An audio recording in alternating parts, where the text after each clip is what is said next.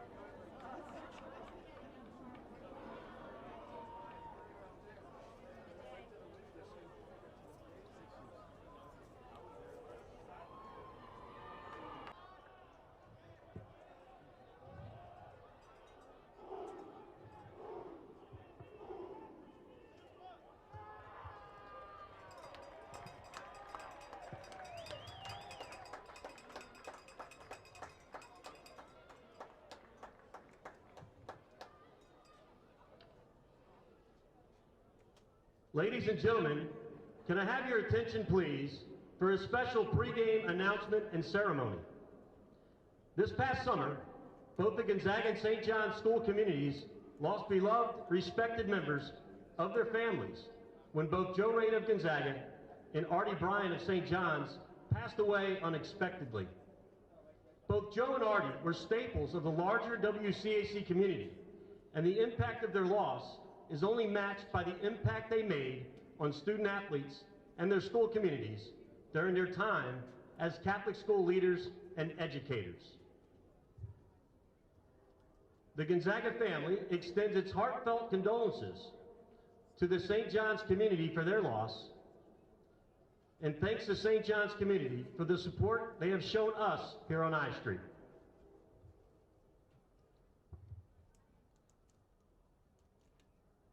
Now, we'd like everyone to please turn their attention to midfield.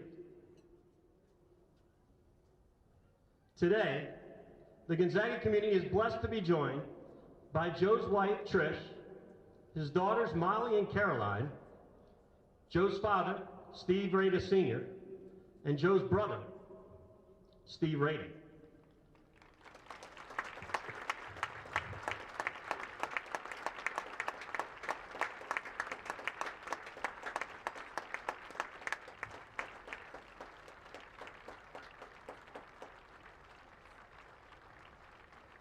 The Raiders are joined by Gonzaga's president, Father Joe Lingen, class of 1975, headmaster Tom Every, coach Randy Trivers, athletic director Terry Kernan, class of 08, and assistant principal Jim Kilroy.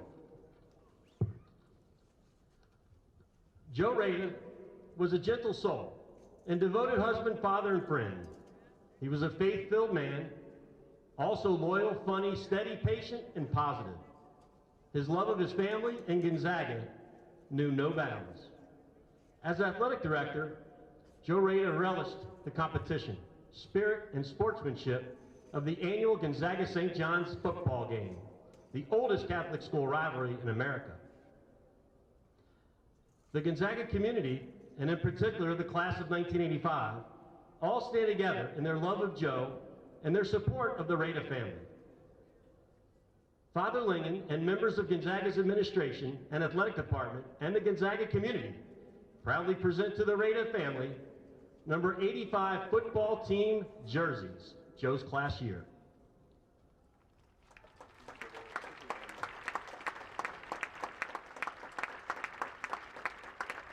These jerseys can be worn proudly by the Rada family, representing Joe's affection for the Gonzaga community, especially the class of 1985 and the Gonzaga.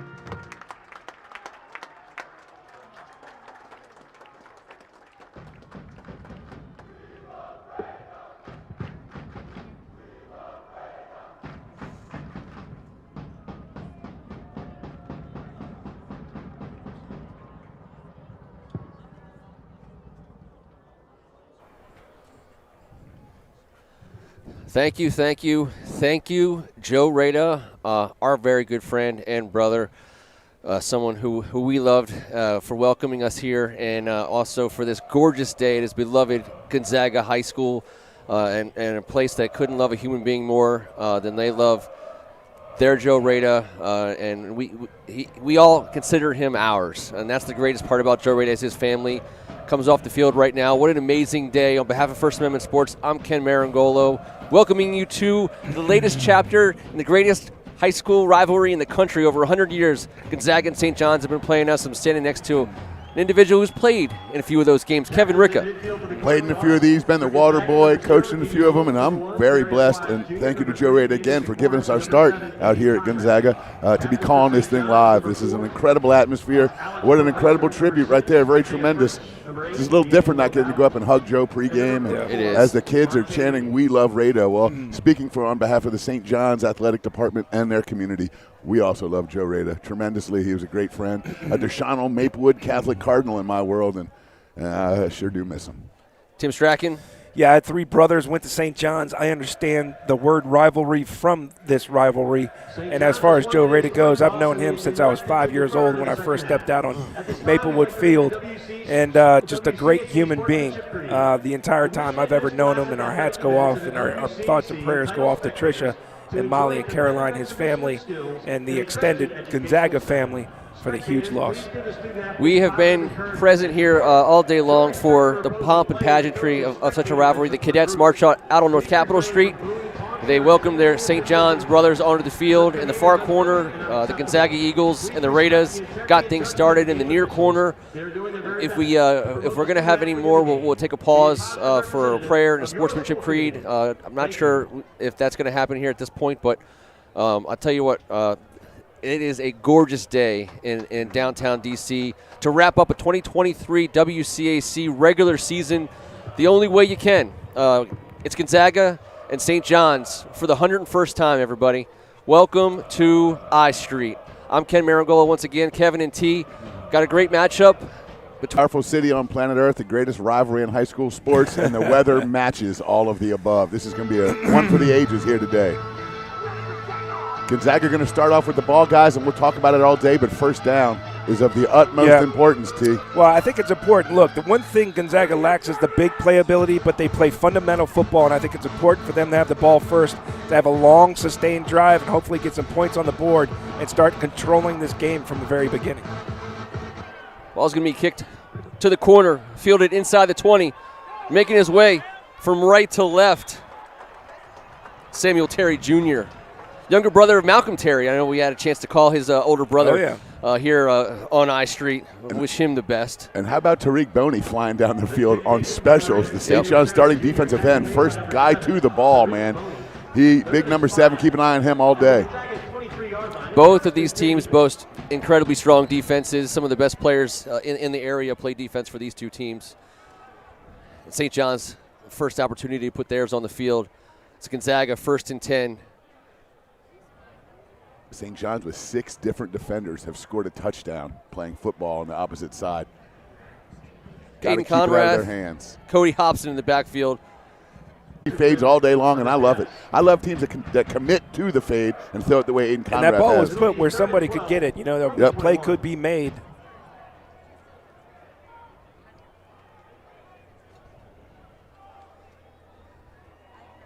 Third and about 12 here for Gonzaga.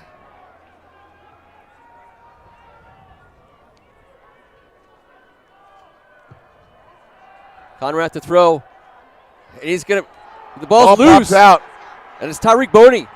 As Aiden Conrad was hit in the backfield, I believe he was hit in the backfield by Tariq Hayer. He was the one that came up with it. And Boney picked it up. Conrad had a couple of seconds in that pocket. It collapsed with the number 7. Yeah, this defense, number 2, sorry. This defense knows, Kevin talked about it, their ability to score, but also their ability just to cough that ball up, whether it's, snagging it out of the air or getting that ball on the ground. They do a great job of getting those turnovers and putting this offense in a position to score. Secondary up at the line of scrimmage, making big, huge plays to start the game. St. John's will get started in the red zone as we get our first look at Isaiah French. Today, that is, as Dejon Riggs motions into the backfield.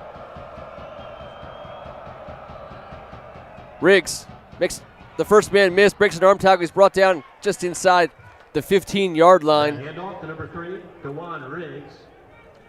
He takes it down to the 13. Was it Tyson Harley? Yes, it was Tyson Harley, and if it wasn't for Tyson Harley, that would have been 6. Yeah, nice tackle there by Harley. This young sophomore's got a huge upside. Keep your eye on number 5. That Gonzaga defense, Kai Noah Winston. He's special. French to throw to Riggs, incomplete. I believe that ball hit the turf. It'll be 3rd down and about 6 here for the Cadets. Quarterback Isaiah French's pass intended for number 3, DeJuan Riggs, incomplete. Breaking up the play, that's Gonzaga's number 9, Kedrick Golston, the 2nd. Kedrick Golston on the pass breakup. His dad played in this city. Played a little bit, it's about 10 years.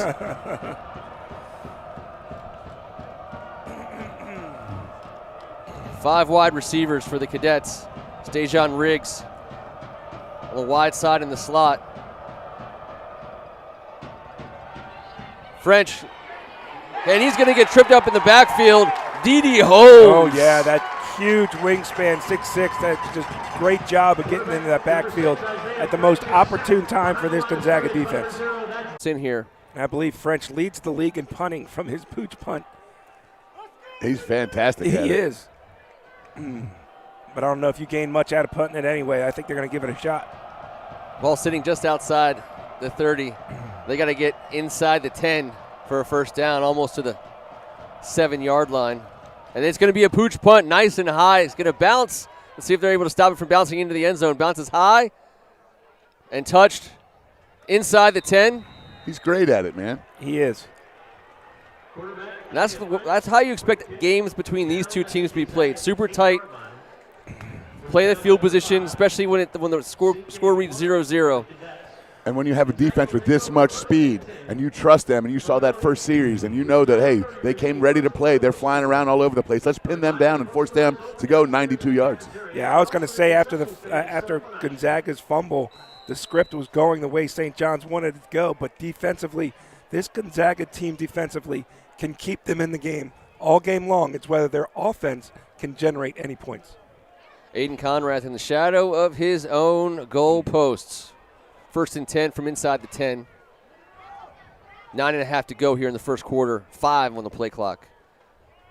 to throw right away. The pocket collapses immediately, and that ball almost came loose. It did almost come loose. And that was big-time effort there to keep it in as D'Angelo Bowden, the junior defensive lineman, had his arms around Aiden Conrad. It's going to be second and about 15 after that loss. He has no time. He has no time to set up and look down the field.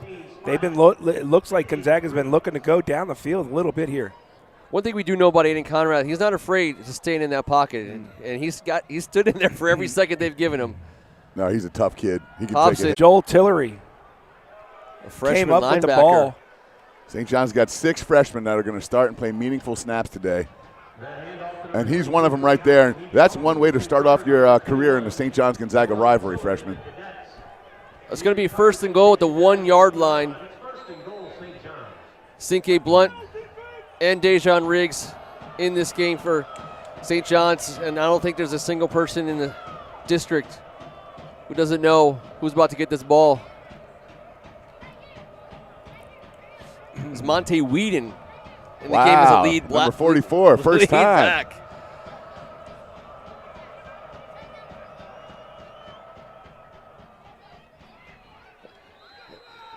Touchdown. I was waiting for the signal. It is a touchdown. Dejan Riggs with the 1-yard carry behind Monte Whedon and that offensive line for St. John's. And after coming up short in the red zone just 4 or 5 plays ago, St. John's punches it in with 7.5 to go in the first. Yeah, they had Whedon and Cinque Blunt in the backfield leading Dejan Riggs. That almost sounds like it's unfair. And it was still a hard yard to get.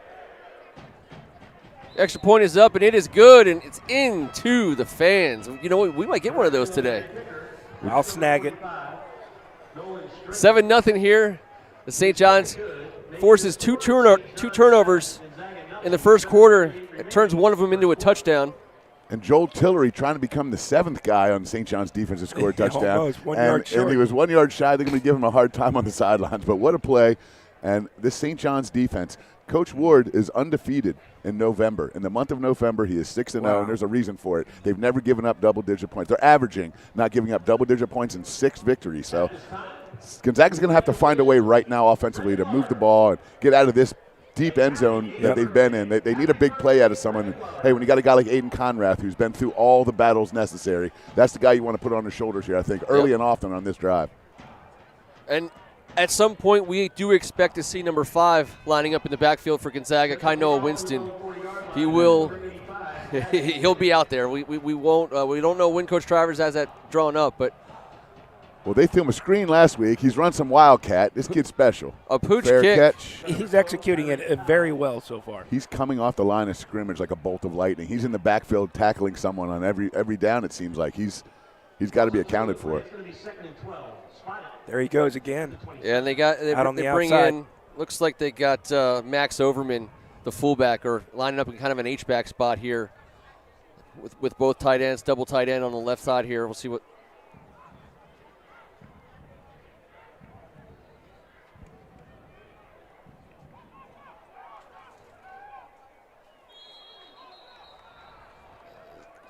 Looks like the St. John's defense they thought Max was maybe lined up a little too close to the center. As a result, some jump in from the offensive line. It'll be 5 yards. It'll be second and about 17 here for the Eagles. Conrad to throw. He's an underneath receiver. And be stopped short of first down, as I believe that was Connell Brandon. We got a great perspective of what Aiden Conrad is dealing with right now. There was mass chaos. He hung tough in that pocket, waiting for the last second, and got it to his open receiver there. Excellent football play by Aiden Conrad, but not enough for the first. And we had a chance to watch him for his whole career here at Gonzaga. He's been doing that his whole time. From the first time he got on the field, what you noticed about him right away was his toughness. He's a tough kid. Yeah, and you can just tell in his senior year how he carries himself and how he's out there playing so confidently. Punt is up and away. It's going to be fielded by Powell. Puts a foot down, and he's brought down. No return. Great coverage. Lonnie McAllister, L.J. McAllister, the third, in on the tackle. We're going to take as many opportunities as we can today to make sure we're making sure everyone understands what today is all about. Joe Rada, and pointing out on this occasion there was an awesome jumbotron that Jeff Mancabelli and the good folks at St. John set up, and they ran just an amazing tribute video to Joe Rada about 3 or 4 times in a row before the game, and it's not easy. It is not easy, for a lot of folks here today. And he's here, running around the left.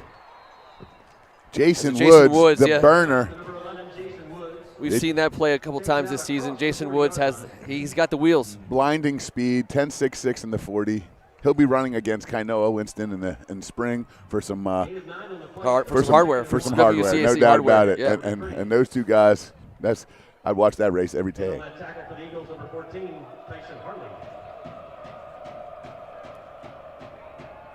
French to throw, is looking for the sidelines. Brayon Williams gets 2 feet in. So first down for the Cadets. Isaiah French is really coming into his own in this time of the year. Last week against DeMatha on first down only, the young man was 8 of 8 for 170 yards and a touchdown. He is coming out of the gates on fire, and this is a kid that's gaining confidence with each rep. Going 8 for 8 on first down, that's incredible. Absolutely, T. We were talking about why first down is going to be so important, and here we got another one coming up. Let's see what they got.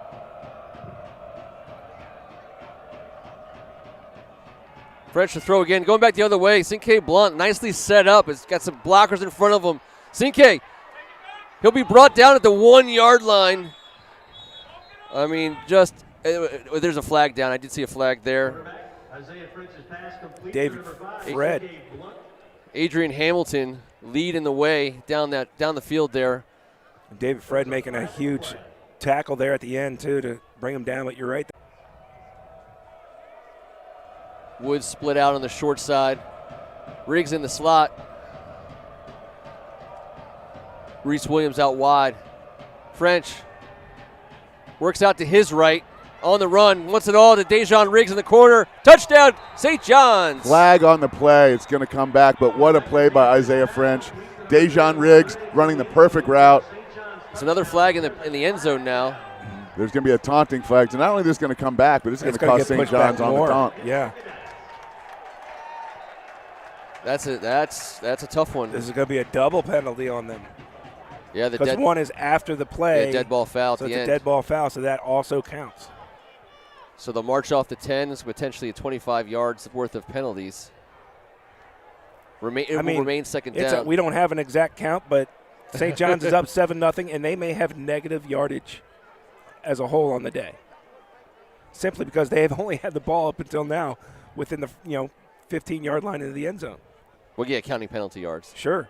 Taking penalty yards are probably close to zeroed out. There's a lot of counting going on right now. Too much. I was told there would be no math.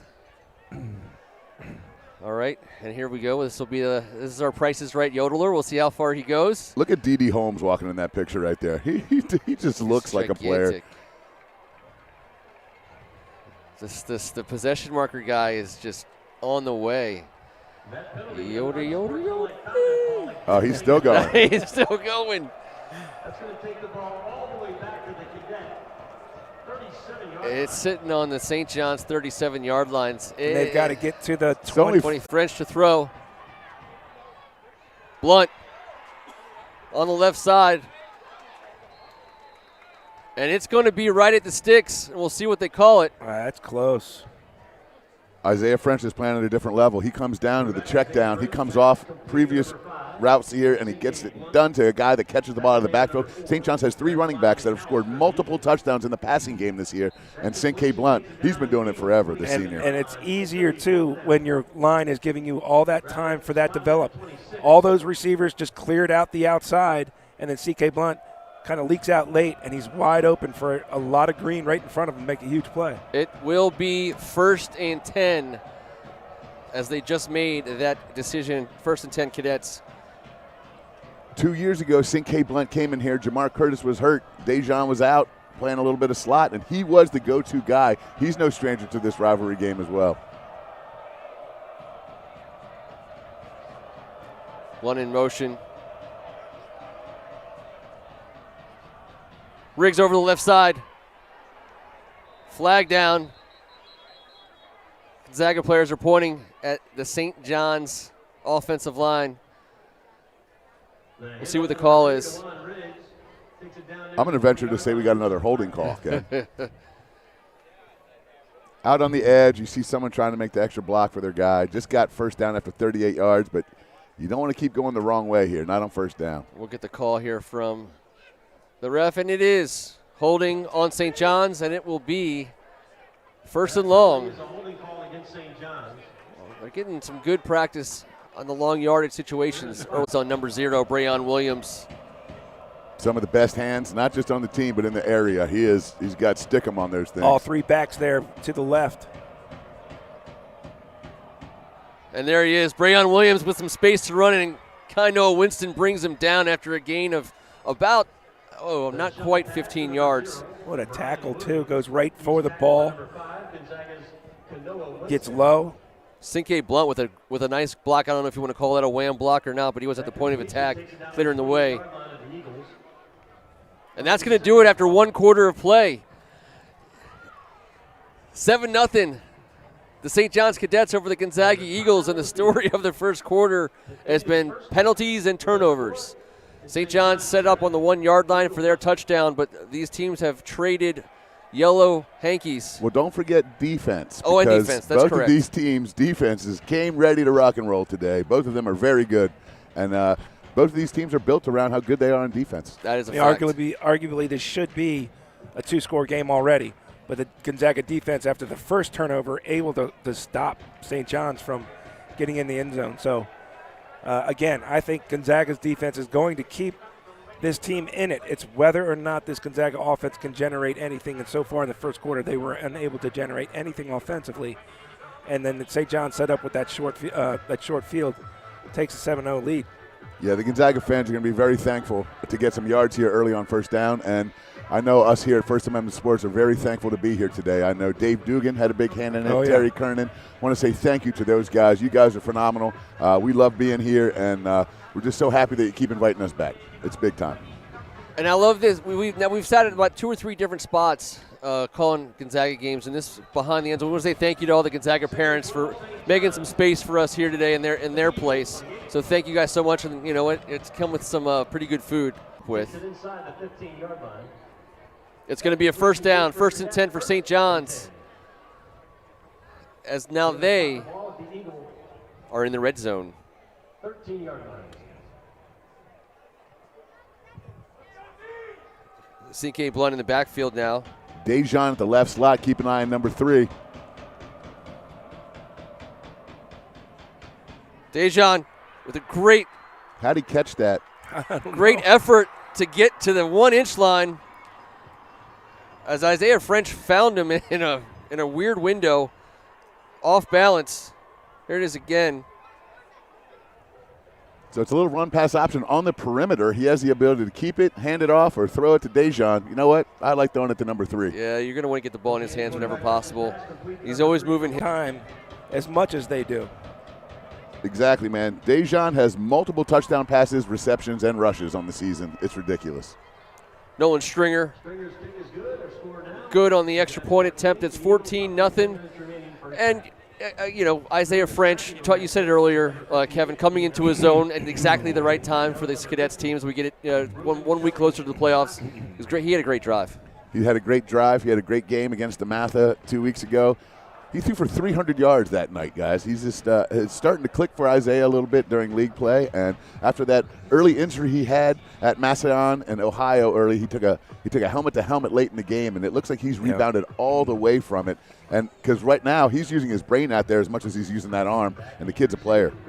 Well, what we saw in that St. John's DeMatha game was both French and Denzel Gardner sort of growing up in the passing game, and they're doing it both at the right time. And with good counsel and Frankie being able to get it together a little bit earlier in the season, it's really setting up for a great playoff scenario coming up in the next couple of weeks. No, it's the best time of year around here right now, and this atmosphere is also A+. Gonzaga's offense is going to have to step up to the plate here and start getting some yards in the passing and running game somehow, some way.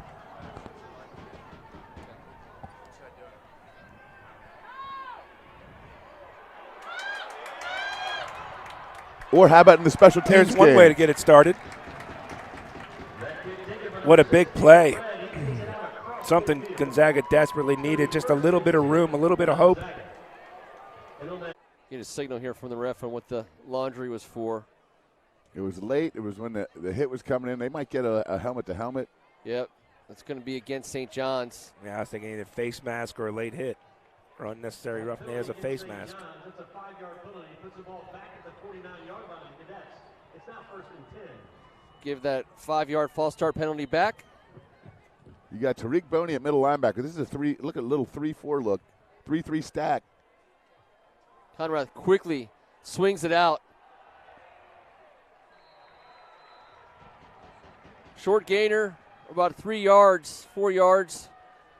And then you take a peek there at number 44, Monte Whedon. This is a kid with 14 tackles against DeMatha. 1 tackle for a loss and a pass breakup. 12 tackles against Good Counsel with another tackle for a loss and a pass breakup. This guy tackles everything, and he's a beast, heading to Cincinnati for a reason. Conrad's pass complete to number 8, Sam Terry. But Tariq Boney looking menacing at the middle linebacker spot. He looks huge. He's typically been playing defensive end with a hand on the ground. This is the first time we've seen him do this all season. Gives up the middle. And it's going to be a short gainer. I don't believe. They're going to be about a half a yard short to a yard. This is 4-down territory. They're going to go for it, I'm sure, here.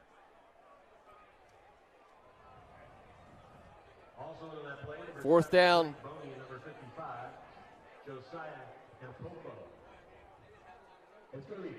I think you got to go for it. If you're Gonzaga, you're down 2 scores right now. You got to take a couple risks. 100%. 15 on the play clock. Just coming up on 8 minutes to go here in the first half. The sophomore tight end, Braden Marco, checks in. 5 on the play clock. They're going to run out of time here. They call a timeout. And they are going to get the timeout. You figure if they had any thought of punting, they would have let that flag fly. No. They got the timeout before the flag. There we go. So we will see a play here. At this time, we'd like to congratulate the Gonzaga cross-country team, who has just won the DC. The student section for both schools in full force here on I Street. You got the red-clad cadet students and the white T-shirt. We got like a Norman Rockwell thing going on right here. It is. Really do. It's gorgeous. Great venue for a football game, small. And we've had the honor of calling all the top, all of the 5 from the Capital Conference this year. And what an honor it was to have the Carroll Lions this year as they visited Bishop McNamara. But over the course of, we've been busy, guys, every single week since September. And that's been awesome for us at First I'm not Amendment even Sports. sick of you guys yet. Well. The day is young, my friend. Yes. You're just happy. You're just in a good mood because of the charcuterie board. Yeah, people just keep bringing me food. It's great. It's hard to be upset when there's salami and cheese. Charcuterie. It's our first charcuterie. I don't know. Is it char or char? Charcuterie. It's a great question. We're asking the right questions. That's what's important. Super tight formation. Aiden with a little hard count there. Oh, the freshman again off the edge. This kid is a stud, man. What a stop. He has been doing it since the opening play. That's his third tackle for a loss. At least. Yep. There he is Here on he is the right edge. Here. Great angle. How? And he gets around, and as soon Explosion. There's so many. And he ran right through him. Great tackle. So many bodies in that tight formation. He's a freshman. He's got 3 more years to do this. If they keep inviting us back, we're going to come and see him a couple more times. Brayon Williams is the back for the Cadets. Sinke Blunt in motion. Under 10 on the play clock. Brayon Williams with the carry. Gets through a tackle. Oh, boy. And he gets first down yardage. He's running angry. That's strong. Runs like he's angry at the ground. He's the sophomore. He will be the feature back in this offense next year. It will be his show. But right now, he's happy to be playing this role and making plays on the perimeter. No, they had him at the line of scrimmage, and that second effort was able to break through and pick up a huge first down. Extremely tough to tackle him. There's taking what the defense gives you, and then there's taking what you want. And Brayon Williams got busy on that play. Because we got a timeout on the field. Referee timeout. Reset the clock and get going here. It'll be 1st and 10 for the Cadets. You're sending him back out there. Yeah, just a brief, quick official timeout. Pump the clock, and I think we got things fixed. Victor got under the hood and jiggled the handle a little bit. I think we were able to solve our buffering issues. Victor Maddox with the save.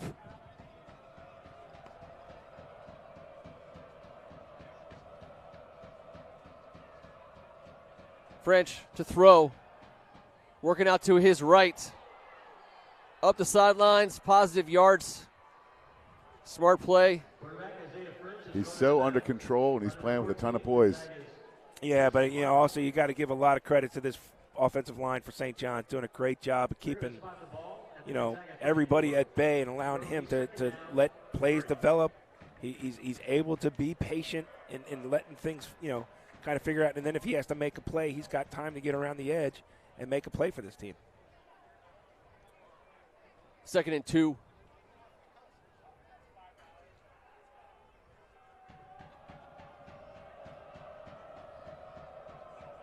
Amir Wallace-Jones in motion.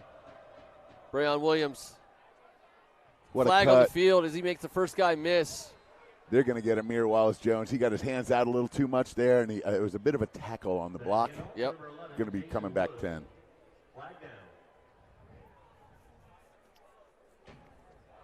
We believe that will make it 2nd and 12.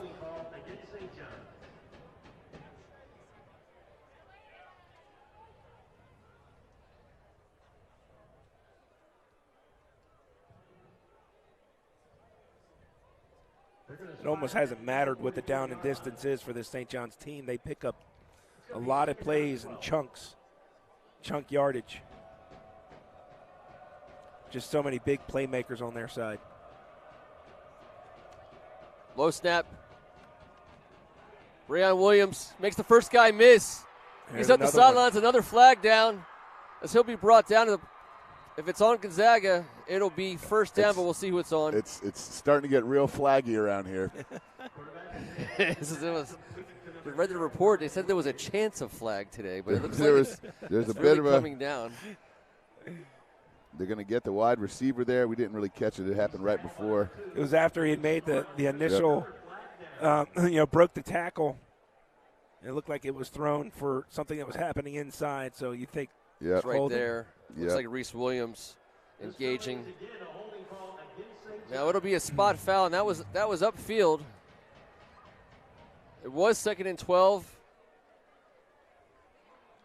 It's gonna be 2nd and bigger. It's gonna be longer. 2nd and longer, about 2nd and 16, 2nd and 17-ish. We know about the St. John's March pregame, but these referees have been marching up and down, back and forth, all crazy. The march of the refs. Hey, everyone gets to march today. Even me? Even you. Awesome. I'll be over here. Yeah.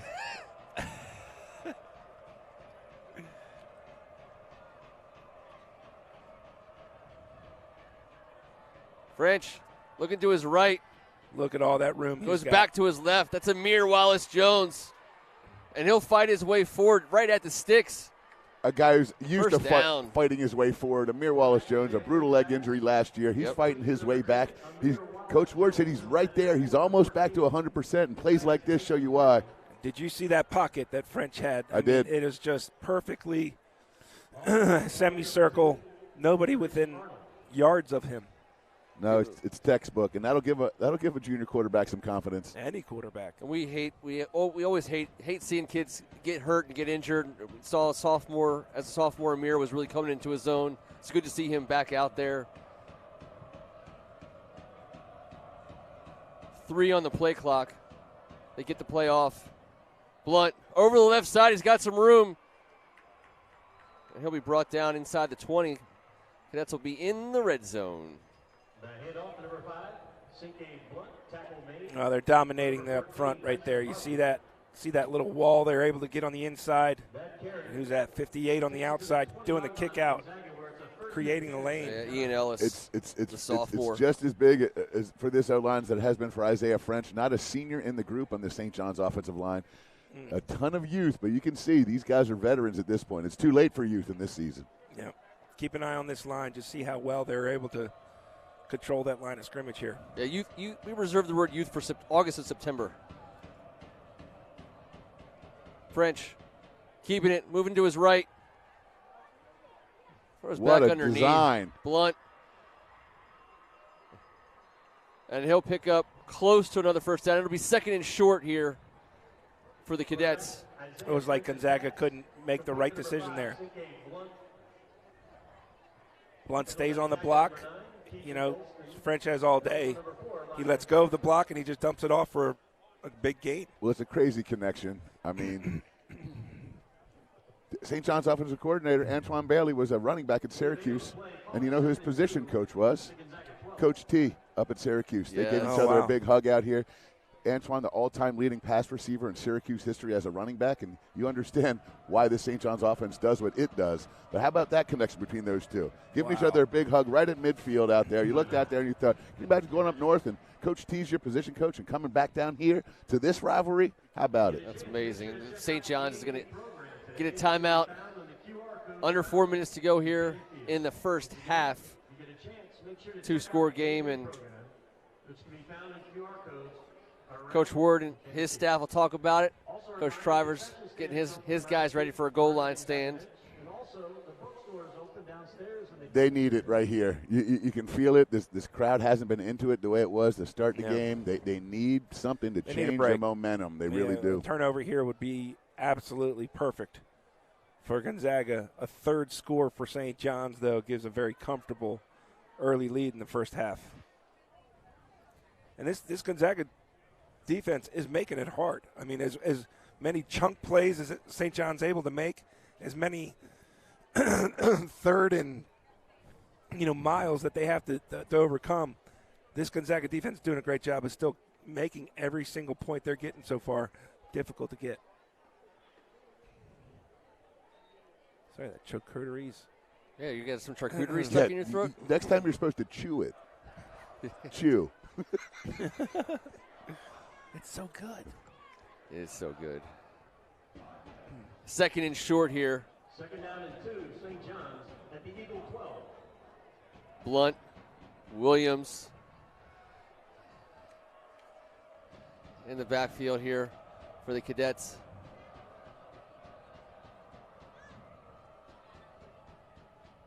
It's Brayon. Perfectly blocked. Keeps his feet, fights his way to the 1 yard line as Dede Holmes thinks he's got the ball. There's a flag late, dead ball foul. We'll see who it's on. Well, we have no idea. I don't think Dede did anything wrong. Well, Dede thought he came up with the ball. I think I have an idea what happened. I think Dede was trying to sell it, and I think Brayon had some choice words for why he didn't get the ball, and I think sometimes the magic word comes out and the flag goes flying. And that's going to hurt the team because they were right down on the first 1 yard line. They were on the one again. Here we go. Brayon just. Look how that's blocked right there. I mean, that's just textbook. That ball was loose. Well, it was it was. No, he took it from way after. But he juggled it before he went down. He maintained control after that. Dede Holmes gets up and tries to take it out of his hand.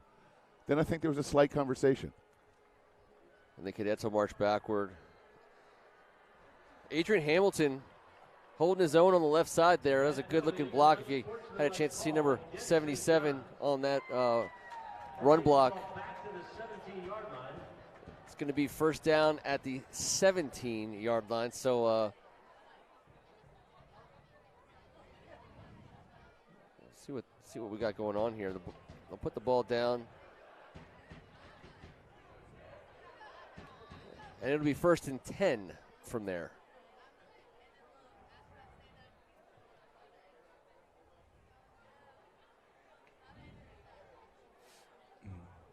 As everyone gets their bearings. Referees chit-chatting. First and 10 at the Gonzaga 17.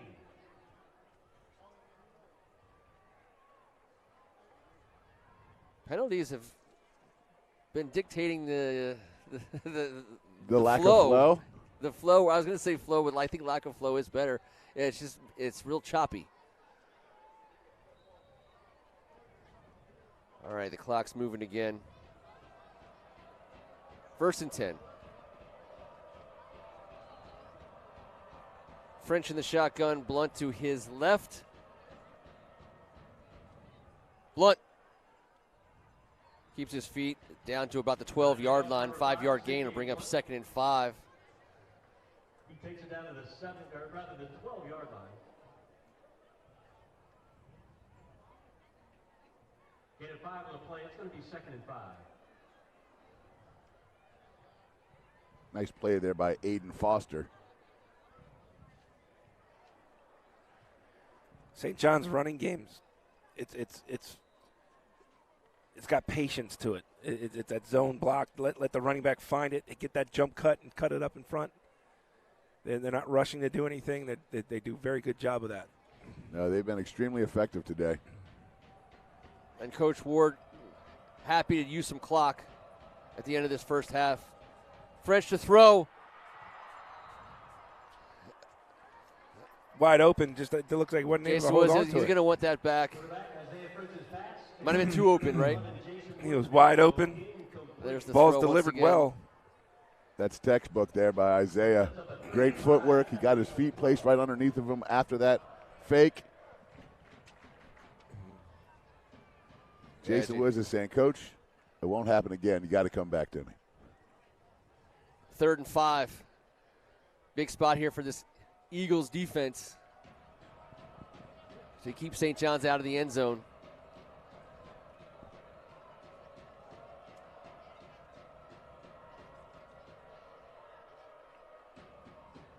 Little shuffle to Brayon Williams will be brought down. Nice stop. There's a lot of traffic in the backfield. What a good-looking young prospect. Carter Meadows, the sophomore, with multiple scholarship offers. I knew it wasn't going to be long before his name was mentioned. Yeah, we were talking about him plenty at the McNamara Heck of game. a football player coming off the edge, too. No doubt. It's going to be 4th and 4 at the Eagle 11. 4th and 4, and that offense is still out there. Take it to under 2 minutes to go here in the first half. French looking to throw. Incomplete. Yeah, No I thought that flags. was a gamble. And it'll be a turnover on downs as the Gonzaga Eagles defense holds. So the St. John's They're looking crowd for is it. calling for the initial hit. He got knocked off of his route right here.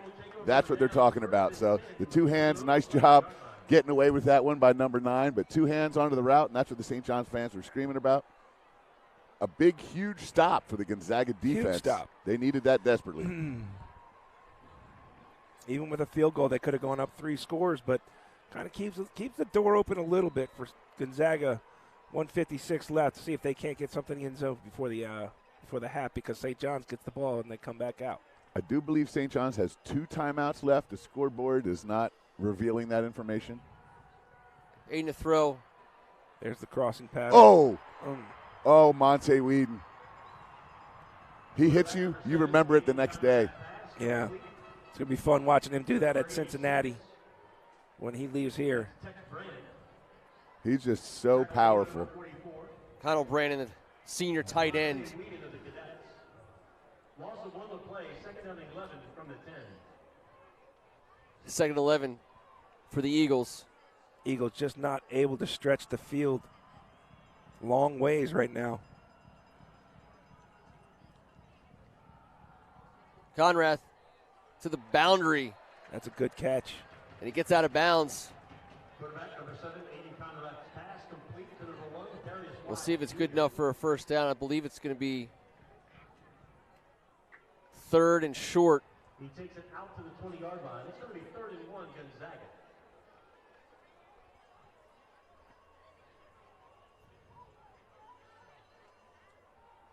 Inside give, and they'll have enough for a first down. Good hard run by Cody Hobson. Another tackle by Monte Whedon. But you got to be ready to go. If you're Gonzaga, they stop the clock just to set the chains. 1 minute to go. He takes it across. And we got Got an an injury. injury down. Injured Eagle. First and 10, Gonzaga. And on that tackle for St. John's, number 44, Monte Wheaton. Take time sure to give a if nice that's shout out to the crew watching First Amendment Sports over at Rosensteel. Mike Maddox behind the stick. Hey, next round's on Vinnie Moore. That's right. A lot of Gonzaga and St. John's folks there today. I know we got some people at the Avenue as well. And can't forget about the Checking it out. Rock Creek Council There you over go. there. With it. Hey, we appreciate all you guys getting in the mix for this rivalry game and putting us up on the television and maybe even turning up the volume a little bit until you had enough of it, which we do understand. As the crowd gives big number 74 a hand. Xavier Rienzo, this sophomore right tackle has gone up. Can you imagine the DNs he's had to block this season Well, I as a talked to young his dad. sophomore? But his dad reminded me, he goes, not only is he going up against great competition so far in this league, he's got to go up against D.D. Holmes every single day in practice. How about that? And I tell you, he's got a little brother that's going to be out on this field sooner than later as well, who I happen to coach this morning. And kid never leaves the field. That's a great family. Hopefully Xavier can walk that one off there. They're football players. It's a wonderful family. They always have smiles on their faces, but they have that little bit of a mean streak that you got to have to play line tough. in this conference, and it's fun to watch. Conrath looking to throw down the middle, and he just left it a touch too much inside. He and Terry just off on on a little bit. Looks like Terry widened his route, and Aiden thought he was going to be more closer to the seam. He was wide open, but is that Sheldon?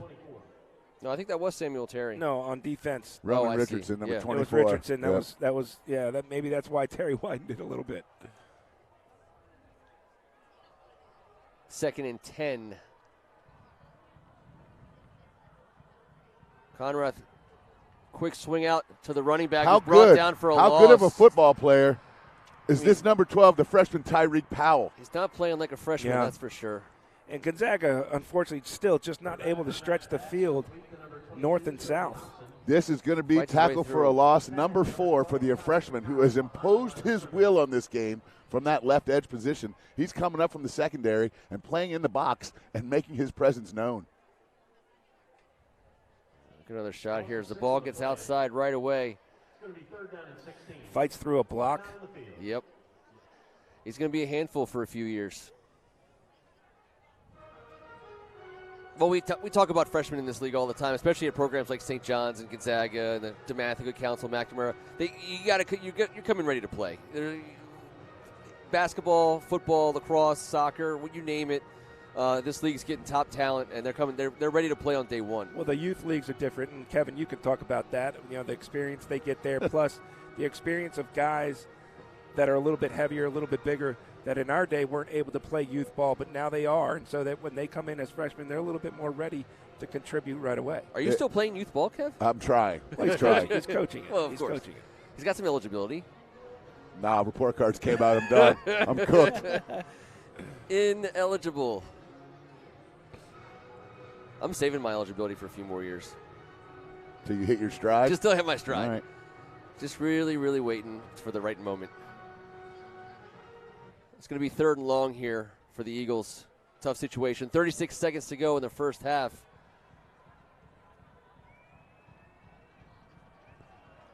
And moving the sticks would be huge.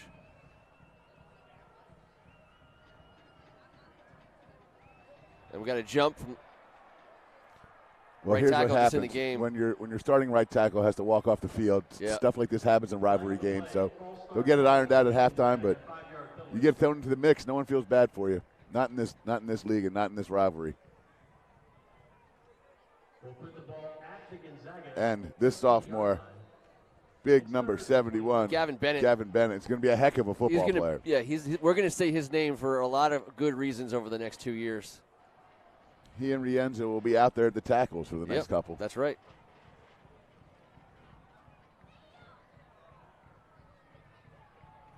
Conrath.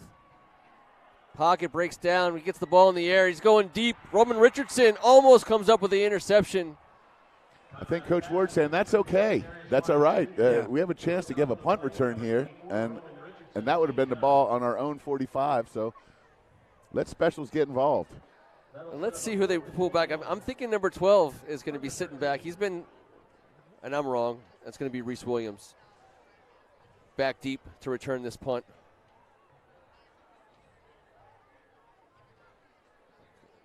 Aiden Conrath, once again, standing tall in a tough spot back there. Cadets are just absolutely tearing at him. Well, the athleticism in the St. John's secondary, it's bizarre. These guys, 83-yard pick six, 93-yard fumble recovery, 92-yard pick six, 50-yard pick six. These guys, they play at a serious level. Timeout on the field. We'll see what it's for. Timeout on the field. Once again, a reminder, the concession stand is open And on I I Street. can't. Also, the bookstore is open. They had to be Gonzaga, just trying to shore up their punt, trying to make sure they got everything they need. Maybe Xavier Rienzo was on punt. Who knows? We got to figure it out here. But why not get it straight when you got the ball punting from your own? Well, also, maybe St. John's coming after it, having an opportunity to try to get their hands on it and shorten the field again. It's true. He took a look at what they wanted to line up in, and then he got himself straight. So Coach Driver's taking Gonzaga's timeout. I believe that's number 2. I think they got one left.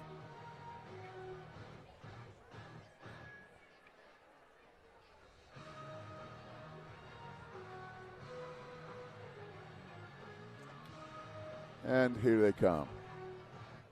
Reese Williams getting some last-minute instructions there. It would be a huge victory for Gonzaga to go into halftime with a 14-0 score. Yeah. They got to feel good about that within striking distance. Coach Travers would like to see this 28 seconds disappear. Kick is away, and it's a short one. It was blocked partially. Did they get a piece of that? Yep. I had a feeling St. John's was coming after it. Punt is partially blocked by number 12. That's St. I mean, is that Tyreek Pell wow. again? Have a day, freshman. I mean, Wow. what? And you were saying he was going to go back for the punt, and I was like, why? Put him right on the edge where he's Sure, done and let him. of course, of let course. him. I mean, wherever he is, he's going to make a play. Wherever they put him. I mean, this is a freshman with a 27-yard pick six and a 93-yard fumble recovery for a touchdown this season. So this freshman's got 2 touchdowns as a defensive player in the WCAC. This is specifically in WCAC play. That's right. mind you. Brayon Williams, Cinque Blunt in the backfield.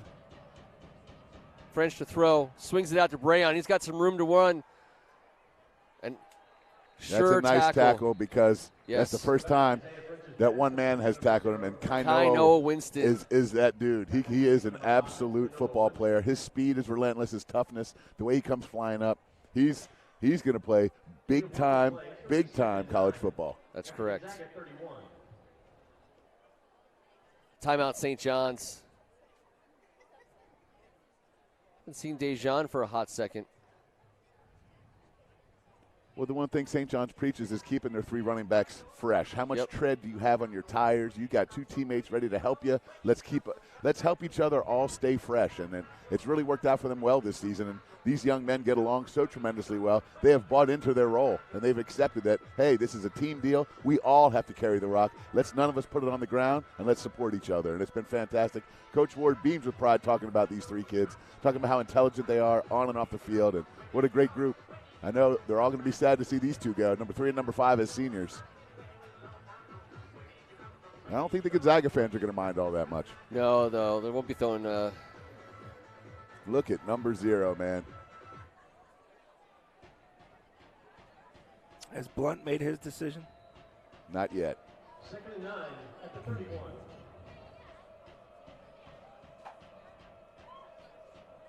French looking to throw. He wants Brayon Williams out to the boundary.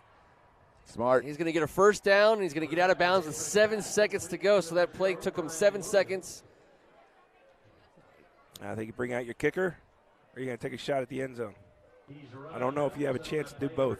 You might be able to buy him a couple more yards. You should be able to take one shot, maybe have a second left, but St. K. Blunt deciding between Toledo, Charlotte, and Alabama A&M T, but he has yet to confirm.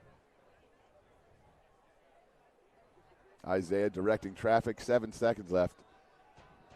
Very important to be crisp here. You want to come to the near sideline here to Brayon one more time, buy some yards. Ball's on the ground. French covers it up. And Coach Ward is going to let that end the half. And that's all she wrote after one half here on I Street as Gonzaga 0, St. John's 14. We will be back for second half action. Please enjoy some video tribute here to Joe Rada during the halftime festivities at Gonzaga. We'll see you soon. We'd also like to once again congratulate the Gonzaga cross country team, who today won the DC state title. To say Gonzaga is a special place to me would be a huge understatement. I love this place. I've met so many great people through this community over the years. Students, faculty, staff, alumni, parents. Every corner I turn on this campus has a memory that comes to mind. I was married here in St. Aloysius Church on the Feast of St. Aloysius. My 2 daughters, they were baptized here in the school chapel. I've witnessed some of the most exciting high school sporting events that any high school program in the country has to offer right here at Gonzaga. One great thing about working in a place like Gonzaga is its great community. I mean, the kids, the faculty and staff, the coaches, the parents, the alumni. I love watching these boys come to Gonzaga as freshmen and watch them grow and thrive into young men over the 4 years.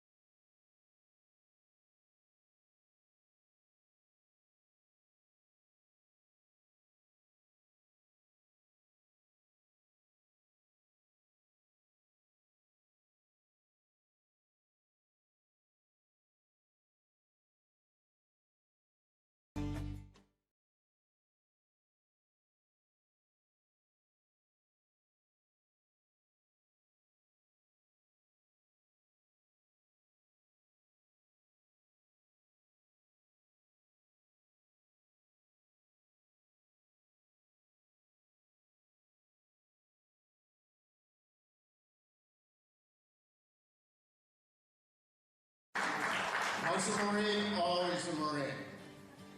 And growing up, he was regimented, demanding, and strict, but he was also a loving and caring father and husband. He's truly the first person who taught me what it means to be a man for others. He helped raise 4 kids while being a caretaker for my mother. Dad, I'm grateful for your support, and I love you very much. My girls, Trish, Molly, Caroline, your love and support mean the world to me. I promised them I wouldn't embarrass them, but I'm going to do it a little bit, just a little. My girls were 4 and 2 when I became the athletic director, and I dragged them to so many sporting events over the years, and they were great sports about it. I mean, I think they saw everything from crew to basketball, lacrosse, and they never complained. They loved doing it. They even spent their days off in my office at times. So, girls, I love you very much, and thank you for being here tonight, and thank you just for being great daughters. Trish, you're the best. You supported me in everything I've done. You sacrificed your own time to accommodate my schedule. I would not be able to do the work that I do without your tremendous support. I hit the jackpot when I married you, and I'm still living the dream. I thank you for being a wonderful wife and mother, and I love you so much.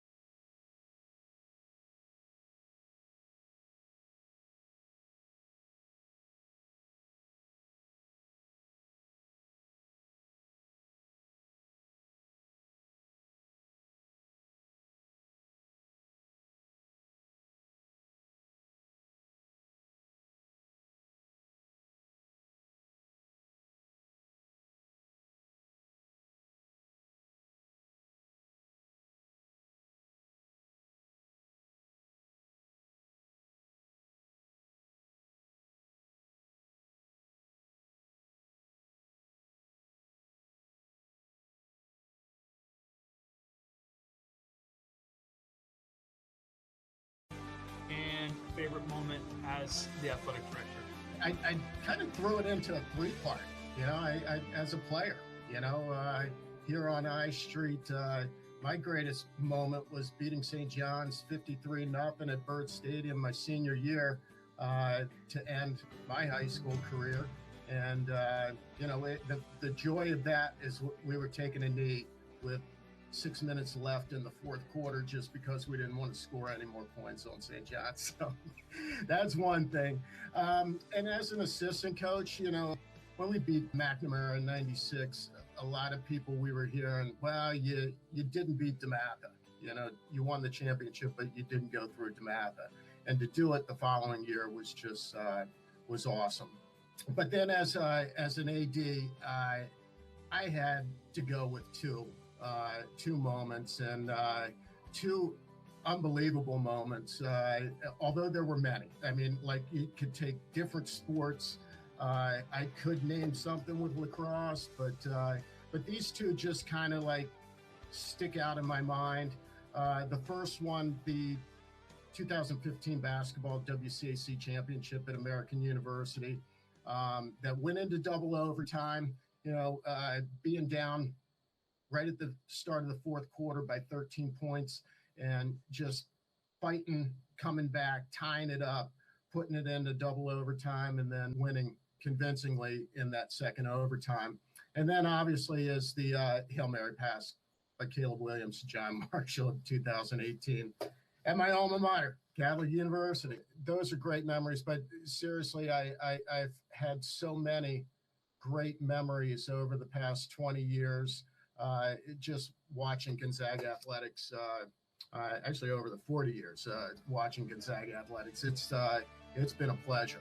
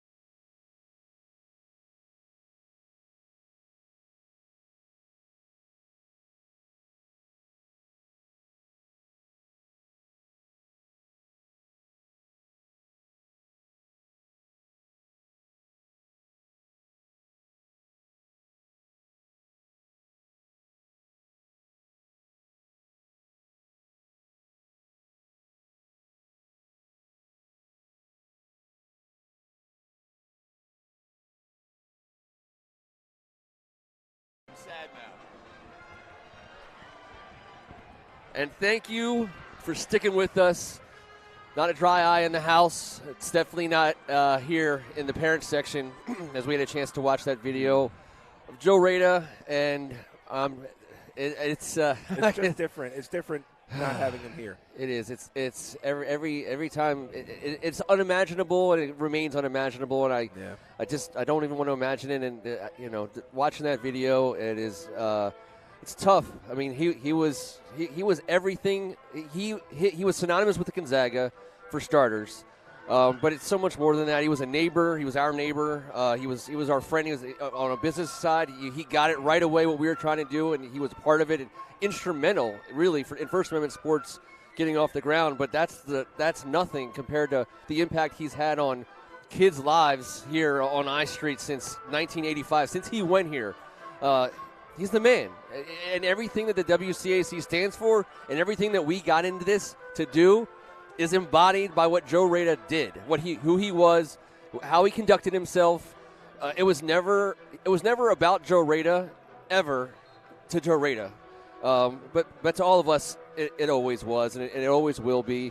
I miss you, Joe. I know everyone here does too, and you know what? We're just gonna keep saying his name. We're gonna keep remembering him. We're gonna keep making it about him. Because he never let us do it ever when he was here, and now he can't stop us, and we'll never stop. They called him Judge.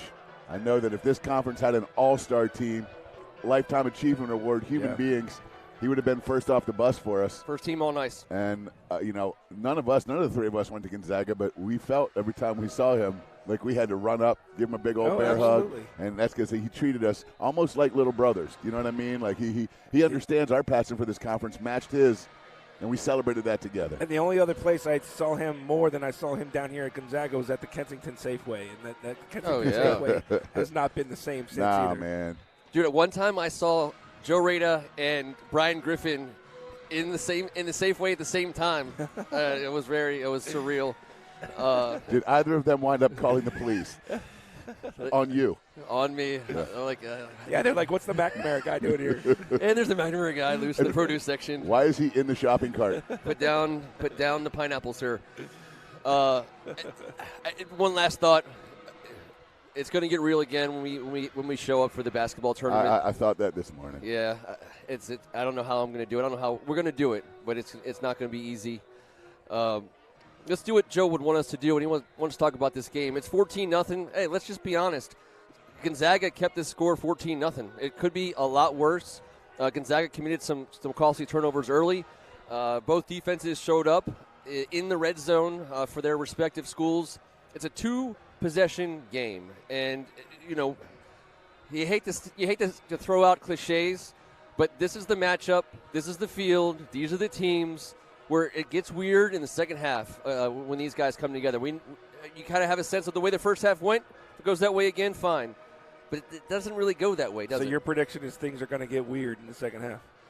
Well, that's a fine prediction because things get weird in this rivalry, and we know that since day one. How about this? In the last 4 seasons, there's been 4 defensive touchdowns of 90-plus yards. Oh, my. Now, that's what I'm saying.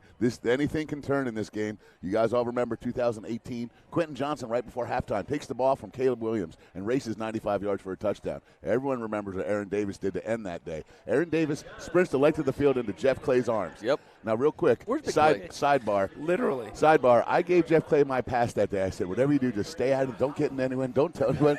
And next thing you know, he's on the Channel 9 News doing jumping jacks in the end zone. Chest pumping. Yeah, exactly. But after that, Monte Whedon, 2 years ago, his sophomore year, picks up a muffed Wildcat snap and goes 90 yards, heading right at where we are right now. And last year, Rob Stewart, 96-yard INT return. So, hey, keep an eye on everything happening right now because it's about to go nuts. We will be joined, and we're going to be joined right now by none other than Mr. Senor Dave Dugan. Class of? 1998. 1998. Just a great friend of ours. And another of the many brothers that we know who, when you look at and you talk to, and you're talking to Gonzaga. And it's a beautiful thing. Gonzaga should be so lucky to have Dave Dugan on a day like today and for all the days afterwards, representing what it means to be a man for others. Thank you so much for being here. As the second half gets started, we're gonna talk to you, Dave, because we've been making sure that we keep the emphasis on what we're here for ultimately. And you and I talked preseason.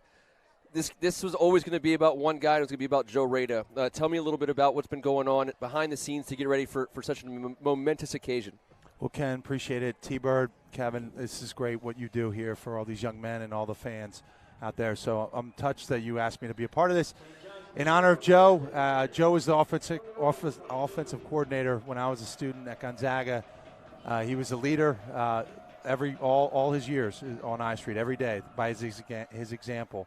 And so leading up to this day, we've wanted to make sure that we're celebrating the life and legacy of Coach Joe Rada, who was the moral compass on I Street, keeping us in line and doing things the right way in all facets, 7 days a week. So thank you for what you're doing promoting Joe's memory and legacy here on I Street and within the WCAC. And Joe was obviously beloved by the other schools. I understand St. John's has the sticker, Joe Rada 85, on the back of their helmets, and what a class act from Pat Ward and the whole St. John's Cadets here today. So hopefully we'll get a good second half. Obviously the Cadets are up 14-0, so we'll see what happens in this third quarter.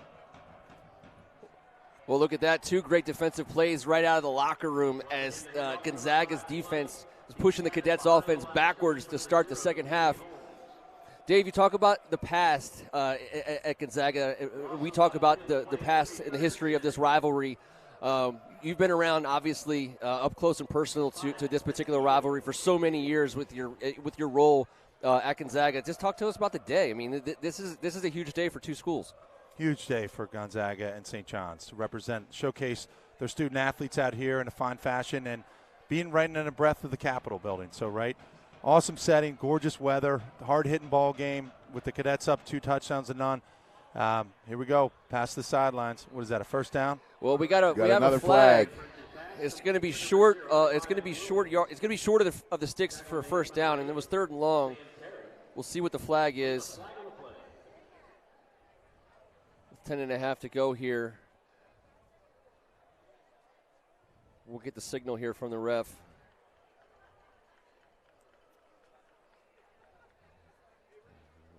They're going to be deliberate. And even if it's a 5-yarder, which it looks like it is, we'll see if they march it off. Correction, that tackle made by number 4, Lonnie McAllister of the Eagles. Okay, it's going to be 4th down. Penalty declined, so that must mean the penalty was on St. John's. They stopped him. 4th down is going to bring up a punt. Huge stop out of the locker room for Gonzaga as the defense shows up right away. Isaiah French getting ready to punt it again. This guy's been ridiculous, Dave. He's the quick kick punter of the year here in the conference. The St. John's is going to line up in an offensive formation here on 4th down, and he's going to punt it, and he's been lights out. Wow. Okay, now we're getting get someone back deep. We're getting a change here. It was a 5-yard penalty going St. John's way. It is so confusing. Thank God Dave is here. And I don't know what's going on. They're still showing 4th. They're going for it, folks. You think, Kevin, they're going gun and a punt? No doubt. Okay. If it, in fact, even is 4th down, we're waiting for the. Well, now we got linemen lined up outside. There's 4th and long. That's why, you know what? That's why it's good to have a camera on the roof, because you can see all you can see all the of the confusion. It is shared by many. We're still calling it 4th and about 8, 4th and about 9. At the St. John's 24-yard line. Who's your PA guy? That's Scotty Blair. He's been with us since the early 90s. I thought I recognized his voice. He does. I wanted to make sure to give him some dap because he's doing a great job today. He's old school. He would have been calling T-Bird out here on this field, and Kevin Ricca as well. So he's a great guy. That's awesome to hear. He's still one of Joe's best friends. Yeah, no doubt about it. Well, he's a class act as well. Oh yeah. Oh, good call. Punt is up, punts away, and it's going to get a St. John's bounce out inside the 40, and a great defensive stand. And the Eagles will go on offense here with about 10 minutes to go in the 3rd quarter. And you know Coach Travers is letting them know. It's great to get a stop. Now's the time, he's saying. You got to strike. Points. If you're going to strike, it better be on this series. And this defense just did their job getting that ball, a 3 and out in St. John's own territory. And this is the time right now for the strike like you talked about, Dave. You get a good look at it. David, this is the second time we've had a chance to broadcast a game from back here. We want to make sure you pass along our thanks to all the Gonzaga parents who are so graciously allowing us to have this prime field position here. We love having First Amendment on I Street, so anytime you're always welcome. Cody Hobson in the backfield, and he'll look for some positive yards, and he'll get about 1, maybe 1.5, as those holes in the middle of the field are quickly closing. Dave, you realize we're going to take you up on this, especially with your background as, hey, I'm going to put you on the spot right here, but a fantastic career at Gonzaga, an even better career at Holy Cross, a tremendous football player. Yes. Who's the best football player in the Dugan family? Oh, stop it. I'd probably say Matty Dugan, who picked your little brother off at some point. He was he picked off wheels. He picked off a hitch, and I told him it's the only time I've ever seen it. He sprinted out, he got underneath of it, and it stuck in his hands, and it was one of the better plays I've seen coaching. And I let him know about it once a week, for better or for worse. But you guys are from a class act family. We love being associated with you, your family, and everything you do here at Gonzaga. We couldn't be more thankful for you. Appreciate you, brother. Grateful for you, Kev, and Ken, and T-Bird. I love you, man. I got to tell you, I'm feeling like Catherine's not getting enough props in this conversation. She might be the most athletic one that I'm aware of. No, I just played golf with Joe, by the way. Our father's in Gonzaga's Hall of Fame. He was something. Played football and basketball here. The guy, Jay Dugan, class 61, averaged 18 high school rebounds a game. So you got to love it. Yeah, the guy was just a force. Well, that's a great answer. I love you, Dad. Oh, boy, there's great. a flag. Got it set up perfectly. Flag on the field, but that's What'd you see, T-Bird? Block in the back? What'd you see? Lyman downfield, I think. I think a lineman scooted out a tad bit too soon. They were looking to set up that block. If the ball's thrown behind the line of scrimmage, it doesn't matter. If that ball's a little bit over the line of scrimmage, a flag's going to go flying. I think you've got to just above. It's going to be close. It's going to be. That's. You're right, though, Kev. I think it is going to be. He's a little bit past the line of scrimmage. Let's see if he taps the hat. He's not giving us the. They're picking up the flag. They're waving it off, and I think that's exactly what they said, Kevin. I think that's exactly what they said. The ball was thrown behind the line of scrimmage. It's going to be a positive gainer. I'll tell you, Scott Blair, he's doing the yeoman's work. He's called about 77 flags so far today on the loudspeaker. It's going to be 3rd and 8 as Aiden Conrad sets up in an empty backfield, 5 wide for the Eagles. Lincoln Fisher in the short slot. Cody Hobson in motion. Aiden was looking for Lincoln right away, and the pocket just collapses. It's going to bring up 4th down. Coverage sack there. Aiden really wanted to go, but he hung on to that ball because he didn't like what he saw. That pocket, it shut down quickly. Sure did. Tariq Boney on the sack. They gave it a thought. With 20 on the play clock, they'll bring out the punt team. John Holly will come out here. I'll tell you one thing. Both these schools brought their defense to come and play today. It's been if you love defense, you're digging this football game. Dave, before we let you go, sure. How can folks who are paying attention to this and following us at First Amendment Sports, how can they contribute and be a part of the memorial of Joe Rada here at Gonzaga? Kenny, great question. So Joe Rada, his best buddy from Catholic University, called us this summer and said, listen, I want to be a part of something, and I want to start a Joe Rada scholarship on I Street. Joe loved Gonzaga even when we were at CU, and he talked about it all the time. He would volunteer all the time, and he just knew that Joe had a career eventually on I Street, and certainly what a career he had. And so he led the charge with the Joe Rada Scholarship Fund, and ultimately so many of Joe's classmates, family and friends have stepped up, and so we do have now a Joe Rada Endowed Scholarship Fund that you can find on our website. If you go to gonzaga.org, support, and anytime an online gift is made, if you just put in the comments section Joe Rada, it's going to go into his endowment fund. And so we thank you to all our past supporters and future supporters of Joe Rada and class of 85's scholarship fund. Brayon Williams over the left side. He ran for about 30 yards for about a 1-yard gain. Thank you so much, Dave. No, it's good. It's good to be with you, boys. Thank you, T, Kevin, and Ken, and ladies and gentlemen, here's T. Strachan back in action. God bless you all. We appreciate you, brother. Thank you, sir. It's going to be a tradition, by the way. Every time we're here from here on out, we're going to get Dave Dugan. I love you, man. It's funny you guys were talking the kicking game with Dave Dugan. He was a heck of a football player, linebacker in his day. The only part of the kicking game he knew is when he outkicked his coverage with his beautiful wife. That's a fact. That chalk went up for the good guys there. French looking to throw. It goes wide to Jason Woods. He turns it back inside for a short gainer. D.D. Holmes tangled up in red.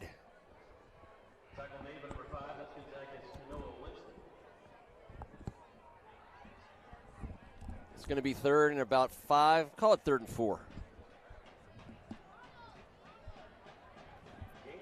And that's, a smart play there by Connolly, the sophomore wide receiver, not committing a penalty.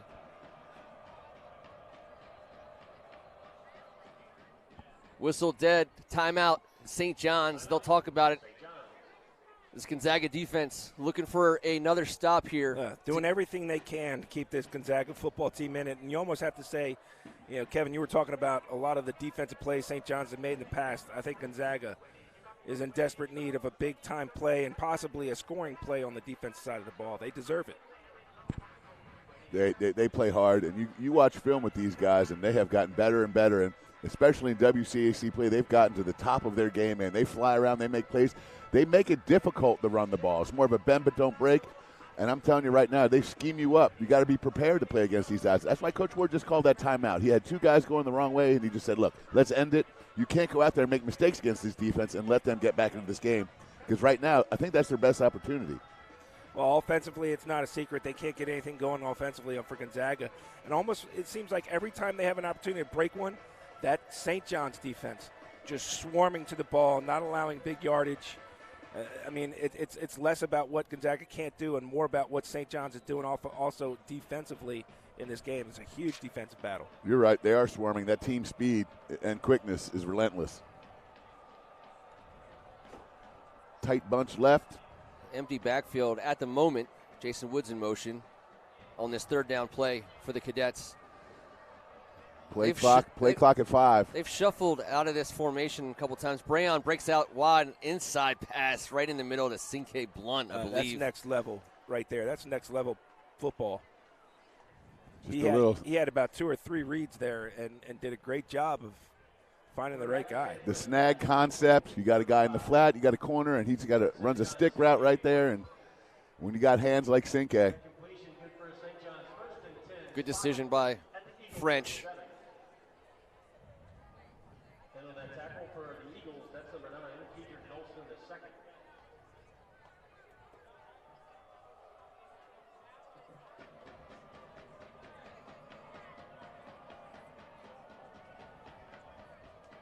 Brayon Williams with the 1st down handoff.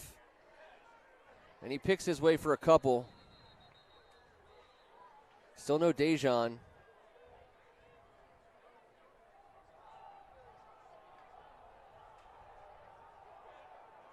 That's not D.D. Holmes. Another Gonzaga's come up with the ball at the bottom of a pile. That was Kedrick Golston. Kedrick Golston and Tyson Harley, these 2 sophomores, these guys, they're going to be special. They're very good right now, don't get me wrong, but sophomores, wait, 2 years from now, what are they going to look like? With that length, that size, and then being in the strength and conditioning program here at Gonzaga, these guys are going to be major factors in the game, in this area, in recruiting. Forward progress stopped well before the ball was wrestled away. And you always got to thank Kedrick Golston for his 10 years of service to the Washington Redskins.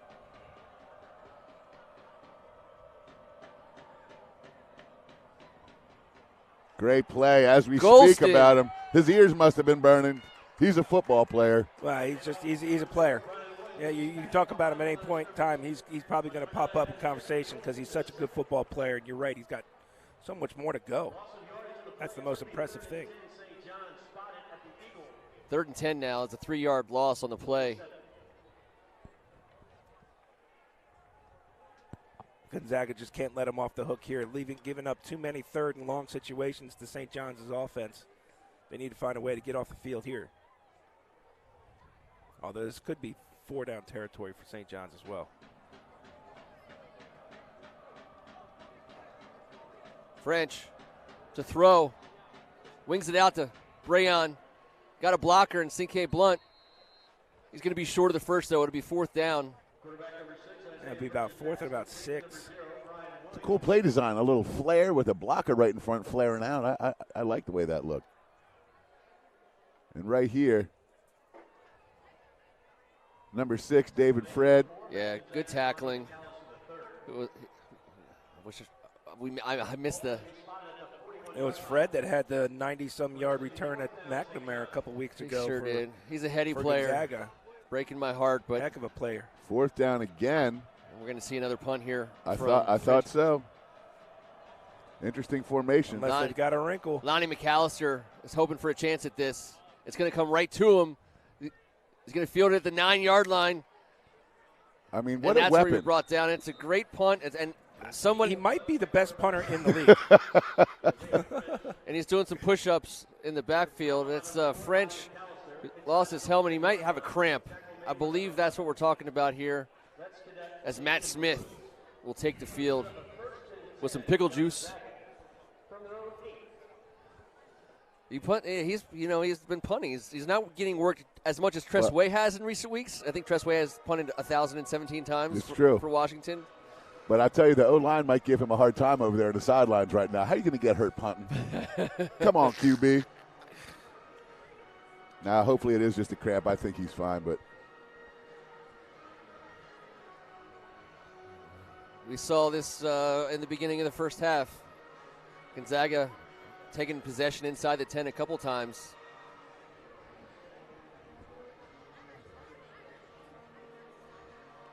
Four minutes to go here in the third. It's a 2-possession game, 14-0 Cadets. And another defensive stop by the Gonzaga Eagles. Their backs have been against the wall all day long, and they have responded. Again, remember, this could very easily be a 21-0 game. On that opening drive, they fumbled the ball within the 15-yard line and were able to have a goal line stand and force it through some penalties as well, force them back and get them to punt the ball. So that was one, that they were able to keep them out of the end zone when it surely looked like St. John's was going to get in. That is not a cramp, man. Oh, that's not a cramp. Not putting any weight on those legs. I hope he's all right. And as Ken said, we haven't seen Dejon Riggs, who is essentially their backup quarterback. So I don't know where they go from there. I think they turn to a freshman. Yeah, on the 2 deep, we do have Joe Minicello, the sophomore, is on the roster. No.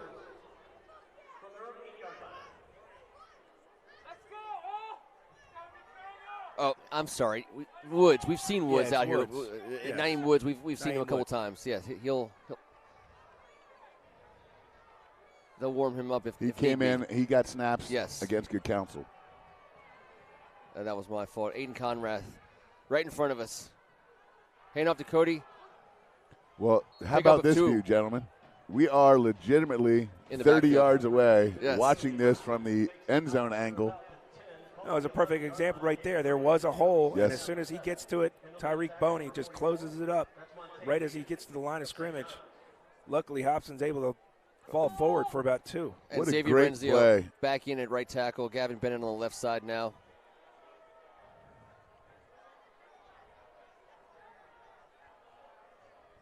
Three-yard gain. He's going to be asked again to fight his way back to the line of scrimmage, and he won't be able to do it. It's going to be a 1-yard loss, and it'll bring up 3rd and 9.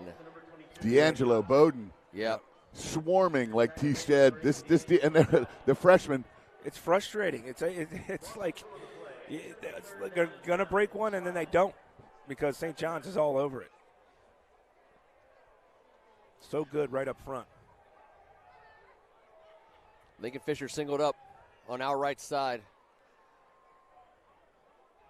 Aiden Conrath looking to his left. Steps up in the pocket, puts it up in the air. He's got his eye on the left boundary. Roman Richardson has given up nothing today. He has been in perfect coverage in the right spot all afternoon. Darius Wise, the intended receiver, was able to get a hand on it, but just Good pocket Perfect there. technique. Hey, Conrad puts that ball exactly where it needs to be. Yes, he does. He puts it only where Wise could have gotten it, nobody else. I think Wise almost also got away with a little bit of a push here at the end. That's a little handwork there.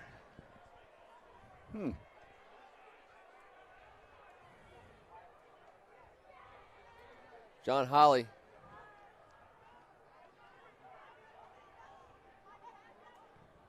Punts away. Fair catch called for by Reese. It'll be good field position here for the Cadets as they'll take over right at the 40-yard line. It'll be 1st and 10. We'll see who comes in at Q.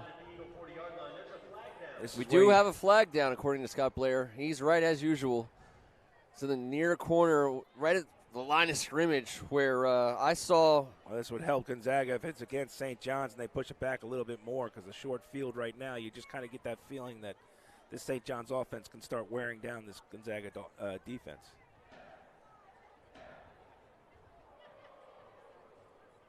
And I do see. Let's see. Yep. They're going to back him up. Woods is going to look like Woods is coming in. No, French is coming in.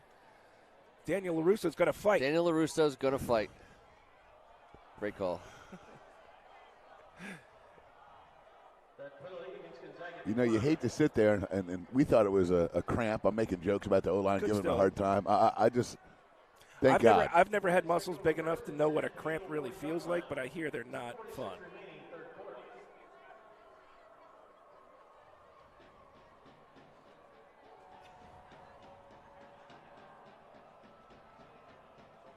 C.K. Blunt in the backfield. Brayon Williams wide right, singled up. Da Vinci Arnold on him. Amir Wallace-Jones in motion.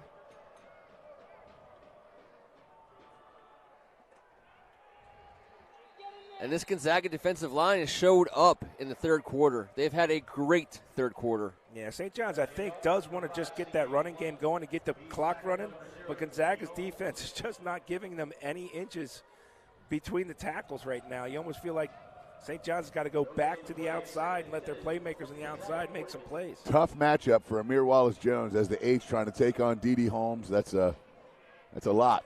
And every time he makes a play, the student section does the They do. Florida State chop. Jack Schwab in on the tackle there. Carter Meadows just looks the part. Every time I see him, I just want to say the name because he looks great. French keeps it, and he's not going to get enough air under it to get it all the way out. He read, I believe, D.D. Holmes. I think he got his arm hit there a little bit. The pressure definitely affected the throw. Quarterback is it. Isaiah French's pass incomplete, intended for number 0, Brian Williams. Breaking up the play, that's number 54, Gonzaga direct. Stinchcomb. We got a 3rd and 10 for this Gonzaga defense as they are single-handedly keeping the Eagles in this game here in the second half. It may have been Stinchcomb that was putting the pressure on. He plays tough every single play. French to throw. He's got C.K. Blunt, and he's going to get out of bounds. It's going to be short of the first down. It's going to bring up about 4th and 2. Decision time here for Coach Ward. I bet he goes. He knows how important it would be to put a third score on this scoreboard right now. Plus his punter. In the third quarter. Monte Whedon comes in. This is their goal line package, apparently.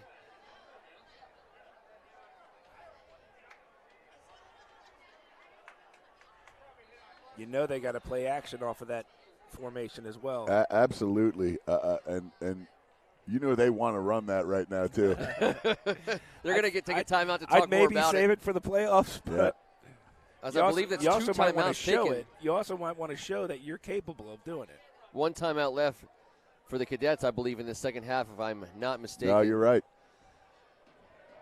And again, another spot that Coach Ward wants to get right, as he's got his coaches out there letting them know. Now they did punt from this exact spot on the field earlier in the game,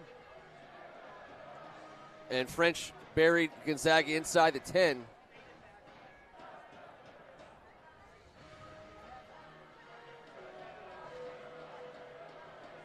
I don't think we're going to see a punt here. I don't think we're going to see a quick kick. Tariq Boney, by the way, in the game as well. Well, that'll be his first offensive snap as a St. John's Cadet. But I know one thing. If you want to get some short yards and you got Monte and Tariq Boney over there, you might want to get them involved. Loaded backfield. French with under Bray center. on. He's looking to throw. And he's Roll got to a his man. right. Just overthrows. He had the Tariq freshman. Powell? Yes, it was. By the way, downfield. Did I just say defense? Get in on offense? Do you see how far downfield Tariq Boney was on that play? Was he running a route? Look at him right here. He was. He's on the outside, and he was open. That's the most defenders I've seen on an offensive side of the ball at one time.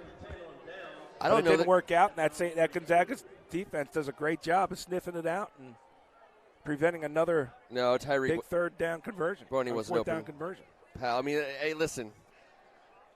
You can't fault a coach for wanting to find a way to get number 12 involved anytime you can. It's just a ball floated a little bit on French. He was throwing on the run.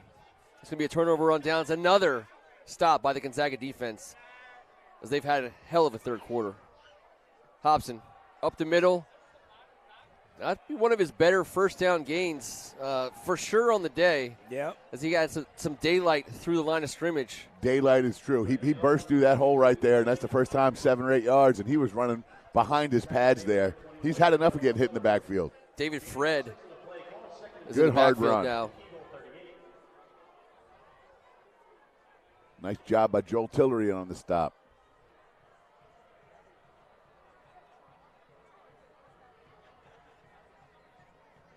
Conrath to Fred. Fred tries Wow. to Monte jump it out. Whedon, did you see him Flag. read, react, get downhill? That is a linebacker right there. Watch Monte Whedon sniff this out and get there quick in a hurry. He closes in. Yeah, he shot that gap. Yes, he did. Face mask. We had gone like at least 2 or 3 plays without a penalty, I noticed. I thought it was just going to be a flurry, but this is like legit, like 7 to 8 inches of flags. Yeah. It's only going to be a 5-yarder, and it's not going to be a first down yet. The schools are going to be open late for this amount of flags. 2 hours, 2-hour delay. 1st and 10. Gonzaga offense. It is going to be first. Fred, up the middle. Positive gainer. 2 good first down runs on this drive for Gonzaga, and that's the first time they've had back-to-back first down runs, this kind of success. That's a good sign as the third quarter will come to an end. It's a 2-score game. I heard the whistles. I just wanted to make sure they weren't looking for a chance to throw a flag at the very, very end of the third quarter. They didn't. It's 14-0. We're going to put 12 on. Hide your daughters, everybody, because it's the fourth quarter at Gonzaga. We all know what that means. What a quarter by the Gonzaga defense. They have competed at an extremely high level. They've been up against it all day. It's impressive the way they gathered themselves in the locker room and came out here. Well, there's a lot of great players on that side. I think they have 10 different guys on the defense who have been offered a scholarship. That's free tuition. That's free education. Yeah. You got 10 of those guys, you're going to have some success. And aside from the half-inch touchdown that they gave up earlier in the day, they've really only given up 7 points. And that's true. These guys have fought and clawed and kept this team alive. They're still within striking distance. This right here is a gigantic possession for both teams.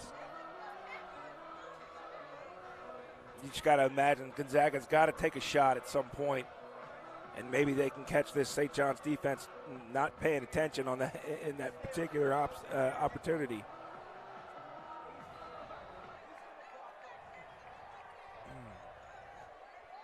There's a little life in the student section here at Gonzaga. As the offense looking to move the chains. Oh, my. It's him again. Tariq Powell. It's him again. What's going on here? 5th tackle for a loss. 5th tackle for a loss from the freshman. And there's a flag, everybody. Good news. 14 seconds in. No wasted opportunities. It's a dead ball foul. What a hit. I'm gonna do my best to interpret what I saw. It looks like unsportsmanlike, but we'll see what they call. Number 12. I mean, you just can't take away from what he's done. We've been doing this for how many years, guys? There are freshmen that have played at a high level in this conference. Dead ball foul against St. John's. Is that an automatic first down? Yeah, well, it'll be 15 yards. It has to. I believe it will be good enough for a first down, as they will march past the chains. And this will be. I'm not sure what the call was. So the back judge threw it at the very end, and he ran up, and I saw him. It was a personal foul. Whispering into the head umpire's ear. He didn't like the way it ended. There was some celebration he took offense to. That sounds like no fun to me. It sounds like no fun. He couldn't have heard anything. He was literally 40 yards away from the play. That's all I have to say about that. 11:30 left in the game. Gonzaga with the first down. They picked up big protection. Play with a catch inside the 10 That's as it. Aiden Conrath connecting to That's Lincoln what they Fisher. looked for. That's what they needed. They needed to take a shot down the field, and he broke open late. And even with that ball just underthrown slightly, it would have been a touchdown if it wasn't underthrown slightly. But maximum pass, protect. Give your squad a chance. Gonzaga's offensive line got it done on that play. They Giving Aiden absolutely Conrath did. plenty of time to step up in the pocket and deliver. Hobson over the left tackle. Monte Whedon with a hard stop at the 5-yard line. It'll be 2nd and goal. We'll call it at the 6. Things are getting physical inside. Well, if Monte Whedon is anywhere near the football, it's about to get physical. Yes, it is. What a great ball here by Aiden Conrath. And Lincoln Fisher's a big play guy. He has been all year for Gonzaga. He's got good hands. He gets loose. So right now, guys, it's fade time for the Eagles. They love it. I'm telling you, they usually get a big body, stick him out wide, and they believe in that fade. This is also tight end territory, right? I don't see anyone spread out here. No, it's not. But they do have Brandon on the outside. Oh, my Lord. Big time hit. Oh, they're going to get him for targeting, leading with the head. Hakeem.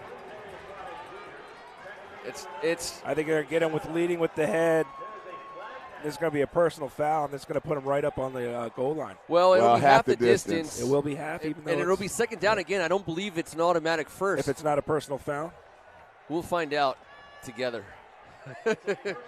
to borrow the words. So that's a shoulder-to-chest collision. It happened quick. I'm not sure if he got him for celebrating afterwards or if he's calling it helmet to helmet. Regardless, that was quite a collision. Half distance. It's not going to really hurt them that much. They're calling it 1st down and goal from the 2. The it's going to be from the 3. The worst part. It is. It's fresh downs. No. The referee is motioning over. Yeah, we were right the first time. Yes. It does Guys, remain 2nd down. D.D. Holmes in a tight end on the left. What? Yeah, and Powell is got his eye on him. We're going to have a dead ball whistle. And they're looking to spot this ball, I think, properly.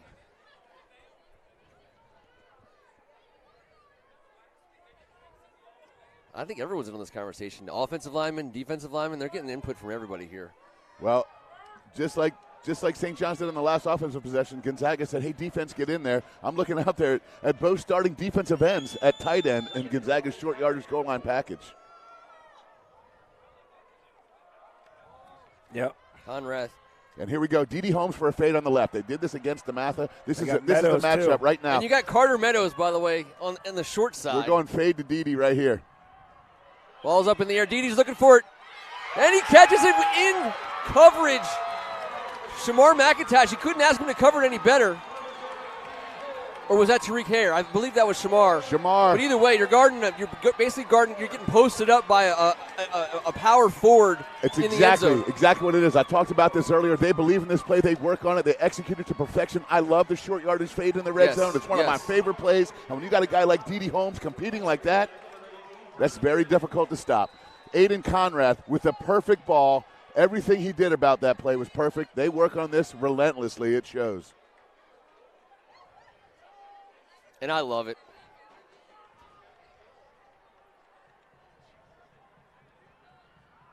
And just like that, it's a one-possession game, 14-7 with 9.5 to go. And here's what I love. I said I love that. Here's what I love. I love when you have a team that says, well, this is what we do in this spot.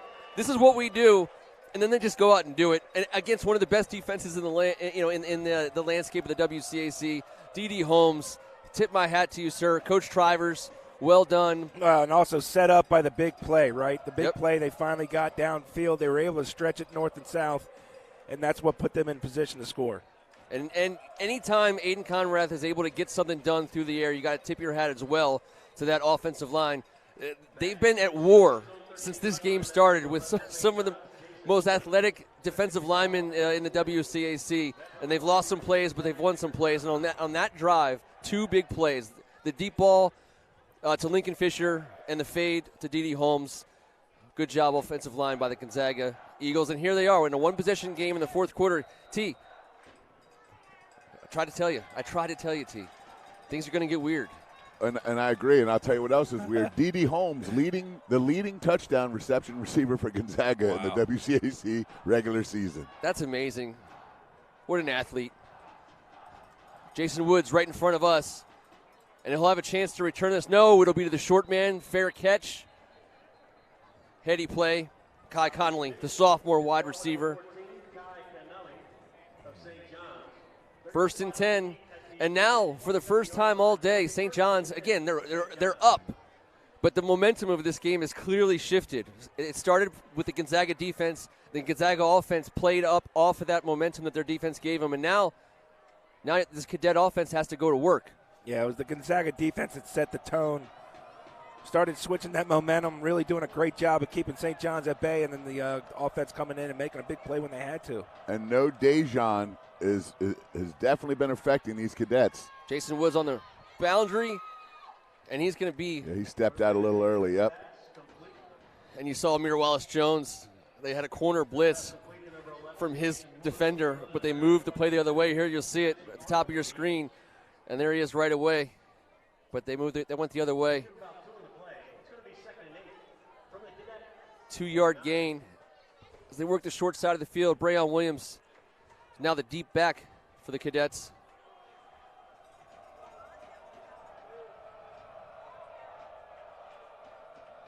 Wallace-Jones in motion. Brayon looking for some room over the right side, and he lowers his head for a gain of about 3. What a hit by Justin Wallace, the defensive back. This Eagles defense has gotten stingy in the second half. No bigger 3rd and 5 on the season than right now. No, this is it right now. Brayon Williams has made some tacklers miss today. It is something. And you look at his lower half. That's not somebody you want to go low on either. You can't go high on him. You just got to jump on there and hope that the cavalry is coming. Everyone in tight. French checking everybody. Progressions all the way. He's got some room in the middle of the field, and he overthrows Jason Woods. Wow, he could have picked up the first down with his legs. It looked like he had a window, but he also ended the play on his back, so he threw it right before contact. But that will bring up 4th Look at down. Him step up here. If he just keeps this ball, is he able to? No, you're right. Yeah, he got knocked down. You're right. It would have been a battle for him to maybe make that first down. Here we go. Isaiah French back to punt again. Well, he's going to. Yeah, he's going to. Who's that deep? I believe Lonnie McAllister, the 3rd. French with a really nice-looking punt, and it's going to get a St. John's roll. I tell you, he has 24. been the special teams player of the day. And now Gonzaga with 8 minutes and 20 seconds on the clock. Just had some tremendous success offensively. Momentum is on their side. If they have a chance to get into this game and tie it up right now, and here it is. And they have their full arsenal, right? They don't need to panic. They don't need to do things that they're not comfortable with. 8 minutes, 20 seconds. And we haven't seen Kainoa yet. At quarterback. You're right. You haven't seen Kainoa play the Wildcat. They can do everything they are normally. I'm not trying to take Aiden out, but with running. I'm putting Kainoa in for this drive. I'm blocking Tyreek Powell. Yeah, block Tyreek Powell. That's a good start. Wait, who's the quarterback? That's number 5. There That's he is. Kainoa Winston. Here we go. Wildcat time. He's going to hold, and he's going to try the middle. No gain. And guess who? Yeah, of course it is. Is that a tackle? If you have a half a dozen tackles for a loss as a freshman. Right at the line of scrimmage. They'll call it officially a no gain, but it's as good as a TFL against number 5. Because with the ball, he came in low and hard. He is dangerous. Number 12 is having himself a day. The oldest rivalry in high school sports. Another keeper for Kainoa. He's trying the middle. He's going to go over. He's going to get positive yardage there to about the 27. It's going to bring up third down. Now, he is not just a one-trick pony, Kainoa. Nope. He threw a 35-yard touch fade. It was a tight end stop and go in the middle of the field, and he teardropped it over the linebacker in front of the safety. He's a talented football player. He has the ability to throw this ball here on third down. Well, Aiden Conrad, he'll come in for third. Well, then he won't be throwing this ball on third down. All by himself in the backfield. Gonzaga's got empty 6 to block. DeMatha brings 6. Quick throw, and he keeps his feet. It's going to be a first down and then some. Lincoln Fisher working the sideline. They're going to get a flag. It's going to come back. I think he's going to get the first down, but he is going to lose some of that. He keeps his feet right there. And the flag came in there right there about the 46-yard line. And that's definitely going to be good enough for a first down. There it is right there. They're going to get the hold on the wide receiver, trying to block on Darius Wise Jr., just out there fighting for his teammates. It'll come. We'll see where they're going to set this. They're going to call the spot and then walk it back, and we'll see where that puts the field position. But I thought that it would still be good enough for a first down, and it will be.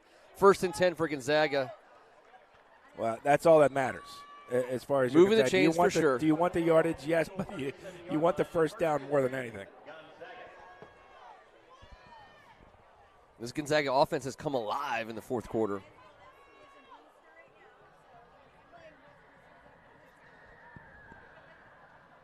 Conrad, 5 offensive linemen this time.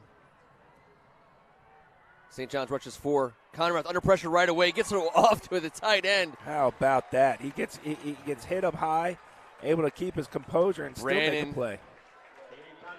Look at this. Good hands by Brandon, and look at, you're right. He's under pressure right there, hand on his neck. And as he's going down, he's still able to get that ball out. Tackle, Joel Tillery, the freshman linebacker on the tackle. Yeah, that's a hell of a play by the quarterback right there. That's toughness. Monte Whedon. It's a no gain, I believe. It was 2nd and less than 1. And they were lucky to get back to the line of scrimmage. It'll bring up 3rd and the same, as they didn't move the sticks at all. No gain on the play. They're going to spot it at the 46. And we're 5.5 minutes to go here in this game. Gonzaga clearly in 2-down territory. Conrad with the give. And I think they'll just get it. And running up the middle is a hard way to earn your living against this St. John's defense. Gonzaga moving the chains. 1st and 10. Well, it's textbook what they want to do. They want to get the clock running, score it late, not leave it any time on the clock for St. John's if they can. Big time block by Colton Vernon, the junior, number 59, getting physical in the trenches. Conrad to throw. He's progressing. He wants everything. He's going down the sideline. Once again, he's got a guy. It's Lincoln Fisher, I believe. That's a touchdown for Gonzaga. They're 1 point away from tying this game. That's what I know. I said they want to keep just running this clock out, but they take the shot when they wanted to. No flags on the play. Huge play for Gonzaga. Oh, my goodness. What a throw by Conrad. Little out and up move, double move. We talked about the fade game. The defense and the fade have kept them in this game. Yeah. It's about to be all square. Little swing and gate. 1 point away. we got to believe they're not going to let Tyreek Boney run unblocked. And here they come. John Holly to tie the game. It's no good. It's no good. Oh, it's wow. wide left. It'll be 14-13. Well, wide right. You were looking wide at right, it from sure. the back. I'm only wearing one shoe. 14-13, 4:52 left to go in this game. As the kick was pushed.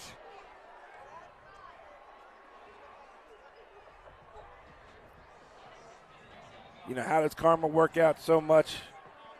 Is he going to get an opportunity maybe to try to win this game and make up for the miss? Only time will tell. Got to keep your head in it. The Cadets have been desperate for a first down. They need to come out here. Yeah. They've been this Gonzaga defense has gotten the better of the St. John's offense in this second half, and no Dejon Riggs has been a huge miss. When you're up 2 touchdowns, Yep. you tend to go a little bit more conservative. You want to get that clock running. You don't take those big shots anymore. It's time for St. John's maybe to go back to that big play ability that they have. Well, we knew it was going to be a game. We knew it was going to get weird. It's been a game. It's gotten weird, but we got 4:52 left on the clock here, and both sides are a bit nervous. You see all the students on one side. Everyone's a bit trepidatious about this final 5 minutes. Where would you rather be?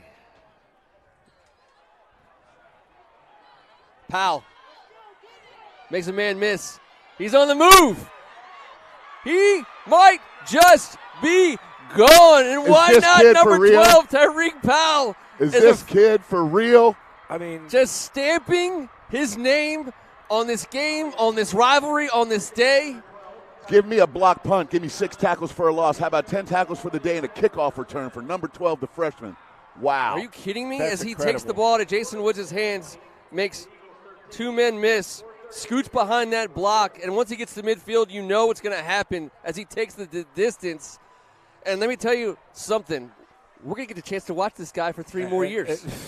How can you improve on this? I mean, this is unbelievable. This is the best game this kid's ever played in his life. I'm and telling you. He's only about 14 years old. I'm 14 years old. I mean, he has been amazing out here. The physicality, the speed, the instincts. This kid's a football player. What a cut. Makes another guy miss. Turns on the Jets. Another young man in a long line of young men who in this rivalry have played their best game to date. Gonzaga St. John's, everybody, is what you sign up for.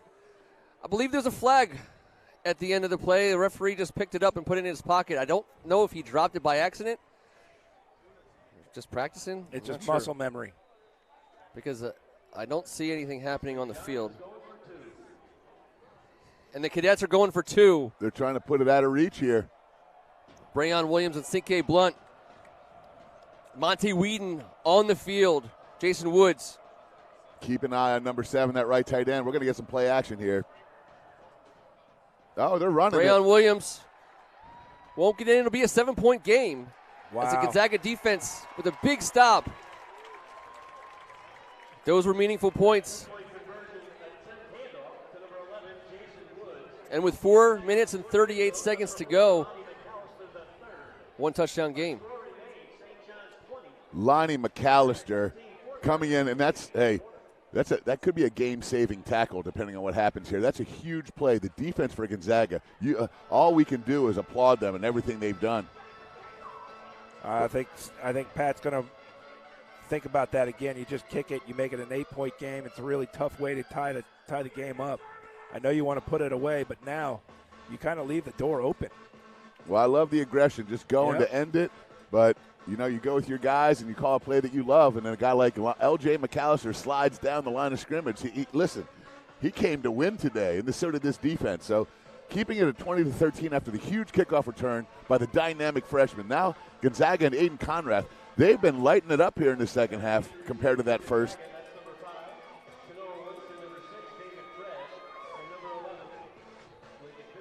Is that Arnold that's back deep for Gonzaga? He's had one pretty good return himself today.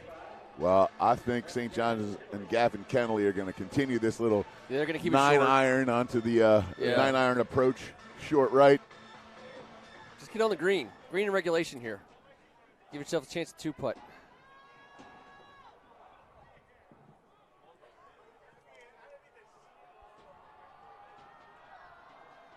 And to Squibber, right down Main Street. Hard to handle. Up the middle. And we got a Gonzaga Eagle on the run, and he's going to get almost to midfield, and it'll be decent field position. As I want to say, that was Kedrick Colston. Could I be mistaken? Was that number 9? Kainoa Winston. That was Kainoa Winston. Sorry, 5 and 9. Getting a little confused here, these old eyes. That's not the guy you want to see sprinting up the middle. This is one of the fastest guys in the WCAC, if not the fastest guy in the WCAC. Yeah. There's just so many of them. And what a title that is, fastest guy in the WCAC. So you got nothing anybody up here on this broadcast could ever attest to. I still think you smoked Bill McGregor in this race that we're playing. Let's do it. If you're out there and you want a piece of that, for charity. For the kids. For the kids. I don't know. Something says my rabbit's faster Aiden than Conrad. your rabbit. Yeah, we got to update that score, Kyle.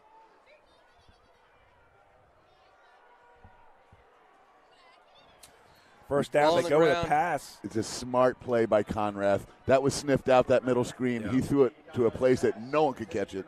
Let's regroup and get after it again on second down. 2nd and 10 here for Gonzaga. Aiden Conrad has just played an amazing.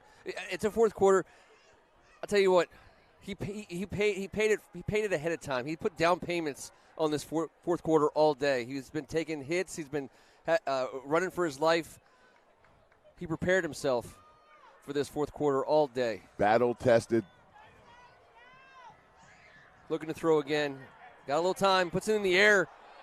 Once again, he's got a man on the left side. It is a that catch. Ball was perfectly thrown. And guess who? He is on fire right now. Lincoln Fisher. Aiden Conrad is heating up. There's nowhere else to put this ball, man. The Conrad to king Fisher of the fade connection right here. Aiden Conrad put this ball. I mean, that is a dime. And we talked about it, T. They Gonzaga and the fade are synonymous, and it has really, really helped them out tremendously in this game today. And guess what? They're not done yet. It's going to be a fade game here moving forward. St. John's going to have to figure it out. Stay patient and drive through the ball. 1st and 10. At about the 20. Conrad to pass again. He looks outside. He's got Lincoln Fisher, and he's going to be dropped about the 20-yard line, maybe call it the 21. A loss of 1.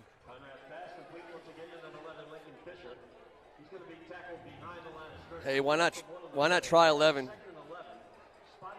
Keep trying it. As Lincoln Fisher's going to get a blow. He's had a great second half. He really has, making plays for his team when they desperately needed it. Sure has, and it's been good coverage. Whether it was Roman Richardson, whether it was Shamar McIntosh, Rob Stewart, these St. John's cornerbacks come with a resume. It ain't easy. And that'll be a timeout by St. John's. Pat didn't like something he saw. No, and that's it. That's the last one. That's the final timeout. Ooh. And I don't want to get ahead of myself here, fellas, but if Gonzaga is possibly able to score a touchdown here, do you throw that fade for the 2-point conversion? I thought about it because you don't want to go to overtime if you're Gonzaga. You don't want to be in overtime against St. John's. The way that your offense has kind of picked it up here in the fourth quarter, but I don't think that's what you want to rely on. And maybe, just maybe, if they do get a touchdown here, I think there's a 2-point conversion certainly in store. Well, if there is, I bet you it's going to be a fade. Probably be as you said, it's high percentage for them, the way that they throw it. And the way he's spinning it right now? Yep. Yeah. His success here in the fourth quarter has in some ways dictated the way that Mike Ward's called this defense here in the second half. Well, his experience is definitely shining through right now as a quarterback in this league who's played for 3 years. And we've watched him grow and mature, and he's putting it on display right now. And you know what? For Gonzaga, making Tyreek Powell play corner and make him covering a receiver and not letting him rush in on the end, that's smart.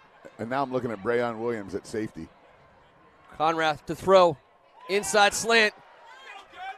And that's going to be a gainer, and it's going to be at the sticks. It's still going to be it's an inch, if anything. Bring out a full yard. Gavin Third down. McIntosh. Yeah. Great grab. Nice route. Good throw. Yeah, it is. It is about a yard and a half, actually. David Fred is the back. And they're looking for inches here. And he gives up the middle. And they got a first down. It'll be first and goal. David Fred barrels his way to the 5. Yep, first and goal from the 5. And these holes did not exist in the first and second quarter. That clock keeps running. Gonzaga's not in a hurry. Another give up the middle. Short gainer. Thought for a second the ball was down, but it wasn't. It's going to be second down. Tariq Boney is shaken up. Here they come, Kevin. We're going to stop the clock. Both defensive ends coming in the end into the game. D.D. Holmes and You're right, T. Carter Meadows and D.D. Holmes stepping on. Brayon Williams coming in. So here's the deal. You know your quarterback is throwing the ball tremendously well right now. You have 2 big bodies out there to man up, to run a one-on-one fade. And if the referees are out there, you understand this. If there's any contact at all whatsoever, it's going to go against the defense. So you throw this fade understanding that if there's going to be some scuffling, that it's not going to be called on the offense. It's just not how it works at this level. St. John's is up against it here, having to defend this fade. Now, you stay patient and keep hands free. You drive through that ball with your hand, and that's their best abilities. Easier said than done trying to guard D.D. Holmes. Well, and if they go to D.D. Holmes at 6'6", he's got to use his height and his frame to his advantage. Go up. He didn't on the last one, but go up at its highest point, your highest point, to try and get that ball. As long as he does that, you're right. Any contact's going to come from the defensive side of the ball. By the way, just let me say how much I've enjoyed watching David Fred in his high school career. Yeah. He does everything you ask him to do.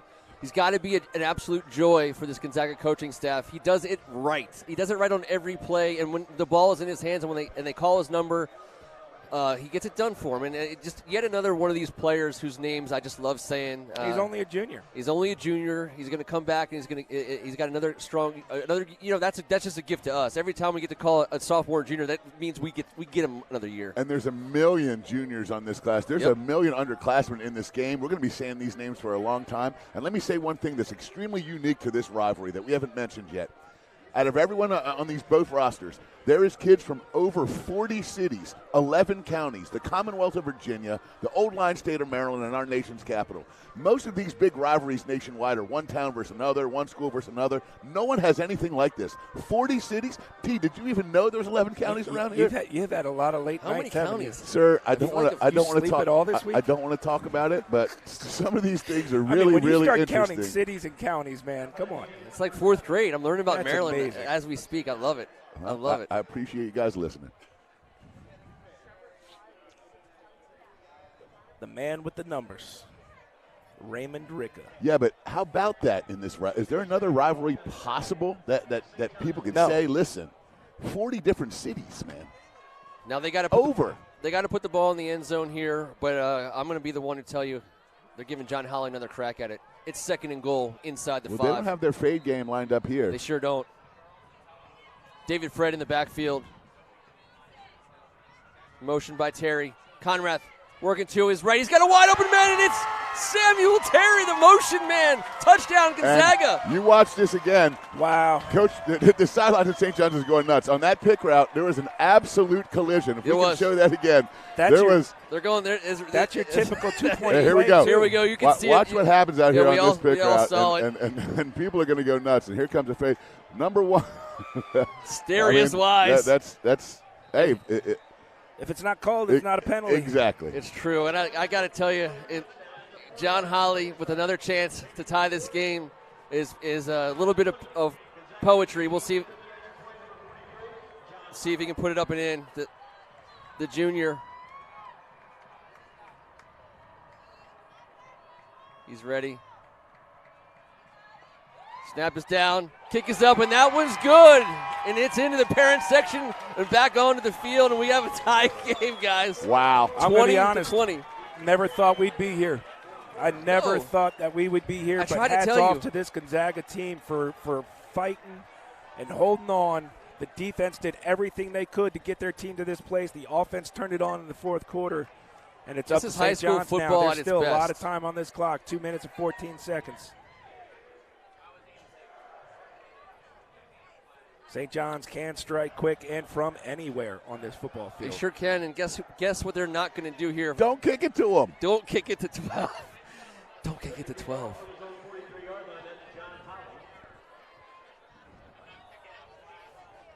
He's standing in the middle of the field. They've talked about this. I feel confident Coach Trivers has made an executive decision. They're not kicking it short here. Hey, I'll tell you this. Both these teams beat McNamara by 9. Both these teams lost to DeMatha by 7. Both these teams lost a 3-touchdown affair to good counsel. The margin of victory in this rivalry right now is ridiculous, 20-20. This is exactly what we thought it was going to be, T-Bird. And as Joe Radis said, it's okay to be emotional. This is an emotional game. As that ball goes wide to the right, Braille Williams is going to catch it about the 24-yard line. And he makes a couple guys miss like he always does. He'll be brought down at the 30-yard line, 31-yard line, and that's where the St. John's Cadets will take over on offense. Looking to win it. 2 Eagles down. Yeah, it was a collision. There was a lot of activity there. One is Meadows. He looks like he's going to shake it off. Everyone's going to be able to get off the field, and that is a good thing. Yes, sir. Keep in mind here with 2:09 on the clock does stop on a first down for the referees to move the chains. Then it's wound. St. John's has 0 timeouts left. Now Meadows has got to take a little bit of a break. Yeah, he's gonna. That's gonna hurt this right defense. Himself off. I'm gonna see him turn around. He's not looking to go to the under the hood training station. He wants to get back in this game. Without David McMorris, the senior heading to Syracuse, who's a stud, and now without Meadows, you're getting down to the depth charts here. Braille Williams over the right side. He's got some sunlight. He's down the sidelines. Oh, man. He's on the loose. Inside the 40. And the clock will stop, as you said, Kevin, for them to place the ball. But we're going to be under 2 minutes. And the Gonzaga defense, they haven't allowed a play like that yet, really, in this second half. And Braille Williams. Great block at the point of attack. Bobby Luongo and these St. John's Cadets, young offensive line, needed a big play right there. And Brayon said, thank you, fellas. Let me do the rest. Cinque Blunt's turn. He tries the left tackle. First down gain. 1.5 minutes to go. Nothing to stop the clock here unless Gonzaga wants to stop it, and they do not. Cinque Blunt, his sophomore year, rushed for over 100 yards and 2 touchdowns on this exact field, leading the Cadets to victory. That's a guy you feel very confident handing the ball to with less than 2 minutes to go.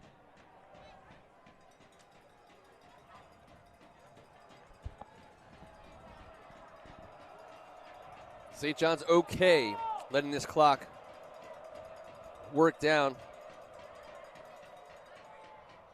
Another handoff to Blunt and met at the line of scrimmage. St. John's going to have to get on the line here. Is that Carter Meadows? Is he back in? I saw the 4, but I couldn't see the other number. Yeah, they got to get ready to run a play here. It's 3rd and 1. No, that was Kedrick Olson. I don't know that Carter Meadows is checked back in. Yep, 3rd and 1. This is not a gimme. They're not showing a whole lot of urgency yet. 40 seconds and ticking. We're under 20 on the play clock. Coming up on 15, and they're sitting on the 30-yard line. French to throw, looking to his left. Now he's been moving out to his right. He's going to get dropped down. It's going to be a sack at the 25-yard line. And it's 4th down. D.D. Holmes. They're going to have to line up and chuck it. They can still get a first down if Gonzaga, they go to the sidelines. Gonzaga's calling a timeout. Gonzaga's stopping this clock. Wow. It's going to be. I don't know if I'd call the timeout, to be honest with you. Force them to make a quick decision. Can't say enough about this Gonzaga defense in the second half. Gonzaga called the timeout? Gonzaga called the timeout. Yes, they did. And I don't know why. I would force St. John's to make this decision. They had no timeouts left. With the clock running down. I think Coach Trivers is thinking this is one of the greatest matchups in high school sports. Who knows what's going to happen? If I have 19 ticks left, let's roll the dice. It's 4th and longer than it would have been. It just gives St. John's an opportunity to put together the best play possible without forcing them to make that decision as the clock winds down. It was not an official's timeout? No. No flag. No, they did the whole ceremony, pomp and pageantry of pointing at the Gonzaga end zone when they called this timeout. And they're putting time back on the clock. It's 23 seconds now. It's 4th down. And there's something about that. About 4th and 8 here. Yeah, and this is It's not a gimme. This is not easy. Monte Wheaton in the backfield. They're in the punt formation. They sure are. They sure are. And that's, quite honestly, that's smart. Why? Unless you want to go Jason Woods deep on the right side. There's no way there's a punt here.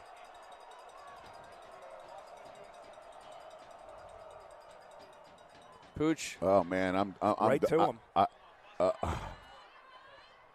And Gonzaga will take it over. It's an interesting series there, a sequence of events that. My head's going to explode. Well, the advantage, I think, right now is St. John's in overtime, right? I mean, just the way that they've been able to move the ball a little bit better. I mean, yeah, sure. But, like, in this second half, there's nothing that tells me either of these teams have an advantage. Aiden Conrath is on fire right now. He is. Lincoln Fisher can't do anything wrong, and that their offensive line has found a way to give Aiden the time to make some throws. The thing that I think is a positive for St. John's is going to give them an opportunity to regroup and remember how they played in the first half, because this second half has been all Gonzaga. Well, extra football on a Saturday afternoon in this rivalry. Thank you, Joe. Not a bad thing. Yeah. Thank you, Joe. Aiden Conrath to throw out to the boundary. And a quick one as Lincoln Fisher is going to get some positive yardage now. One more tick went off the clock. Yeah, it's going to be 9 seconds. 11. The ref saying 11. Yeah, I just saw him. That's a good call. Yeah, it is.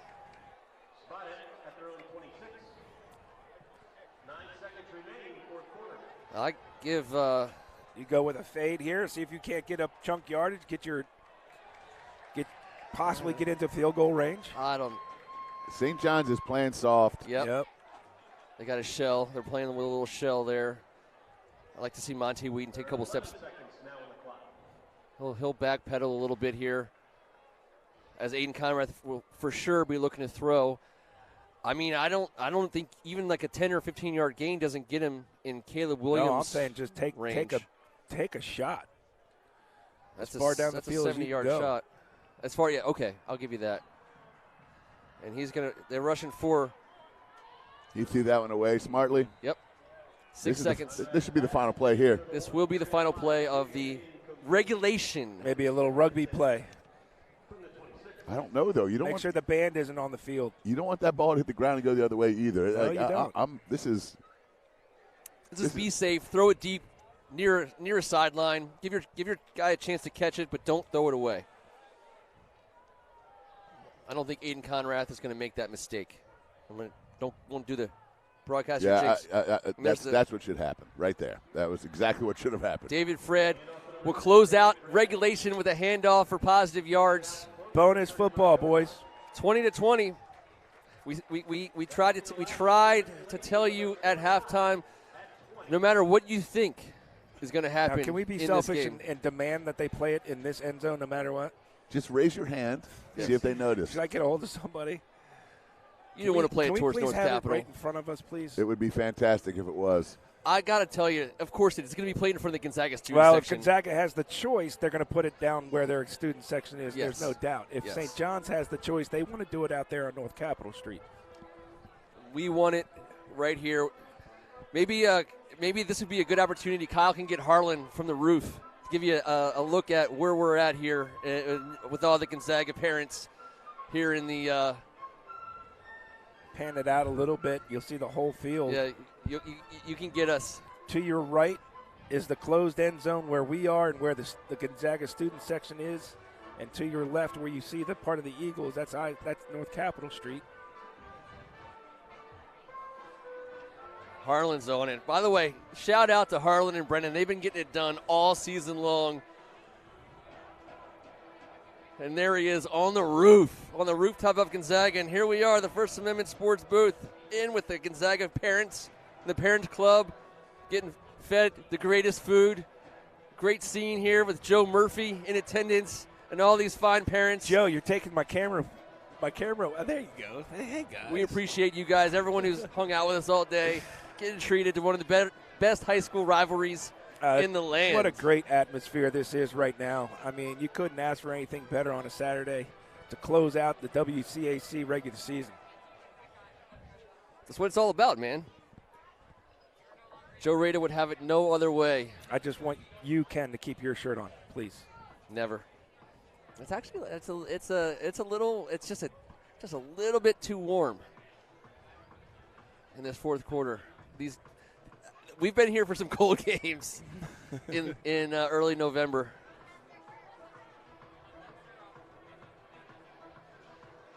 I'll tell you what, as quiet and out of it as this crowd was at halftime after that 14, it was 14-0, but it felt like it was like 28-0, right? It just felt like St. John's dominated, and you were kind of thinking to yourself, how is this going to change? Like, what that we just saw will change, and the Gonzaga defense. It was the post. It was the post play that put Gonzaga in position to score their first touchdown that changed everything, at least offensively, for this Gonzaga offense. And that's what got Aiden rolling. Yeah. And since that post, he's on a heater right now. He is. Is there any way? I mean, at 20-20, from where we came from, I'm just a little bit speechless, a little bit out of it.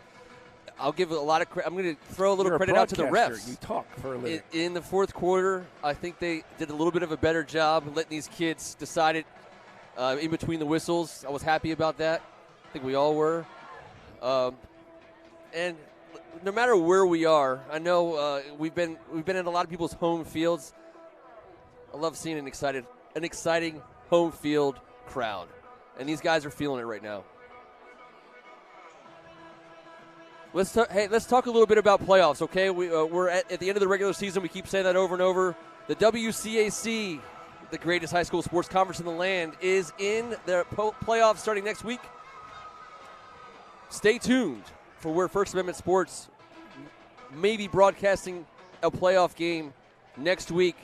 But I'll tell you one place you will find us. Two places you'll find us. You'll find us at PG Sports and Learning on November 17th for the championship, the Metro Conference Division.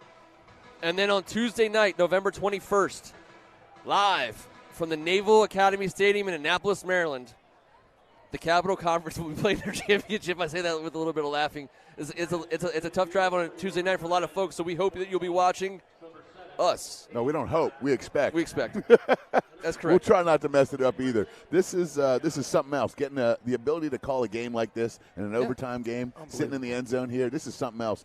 The atmosphere we talked about, the Norman Rockwell likeness, and this is something else, man. Although what I can't stand is it's about a 15-minute break since we played ball last. It's driving me nuts. It is. I love seeing Pat and Randy. It's time to come on down here. And Isaiah. That's right. Everybody, use everything you got at home to give us what we need to get the ball in our end zone.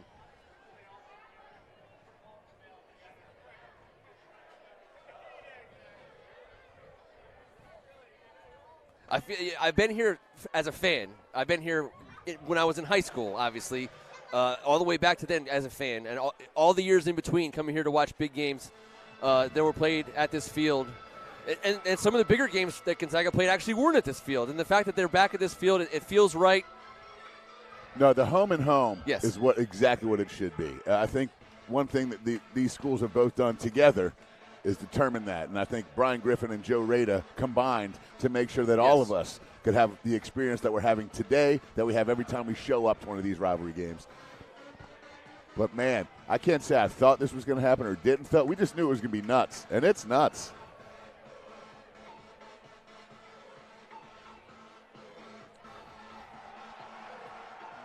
All right, someone tell us something here.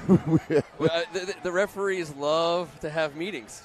That's the lesson we've been learning all season long. This is quite the meeting. And I hope Dejon Riggs is okay. You know, we haven't seen him in the second half, too. and that's been a huge miss. He's been a guy that has starred in this rivalry. I haven't seen him on the sidelines, and I can tell you, I do recall there was a play that he drove the ball down to about the 1 yard line. Yep. It was an awkward finish, and You just hope that he didn't. He came off the field. He didn't need assistance coming off the field, and you just wonder, Right. did he tweak something? But we're not going to speculate. We just want him to be okay. Aiden Conrath working that elbow. Yep. I think he's going to call the coin with that. Pat Ward working that gum. There's the coin toss. Most exciting play in football. St. John's wins the coin toss. They will defer. That means Gonzaga gets to pick, I believe. Come this way. Yeah, if Gonzaga gets to pick the end zone, they're pointing right at us. He pointed at you, T. He pointed right at you, Ken. No, I think he pointed at you. We got it. It's coming our way. We're going to get up close and personal. Gonzaga's going to have the ball first. And they're going to be marching into this end zone. St. John's won the toss and deferred to go on defense. Now, correct me, guys. You guys, does that mean both drives happen on this side? They do. Okay. I like it. I'm going to go T on that one. Sure. Now they're going to change Technically, positions. I think after the 2 possessions, you can change fields if you want, but it generally stays in one end zone. Shout out to Drew and Taylor. Drew Bug and Taylor Bear, keeping things real, giving us all the real-time feedback we need to make this broadcast on time and special.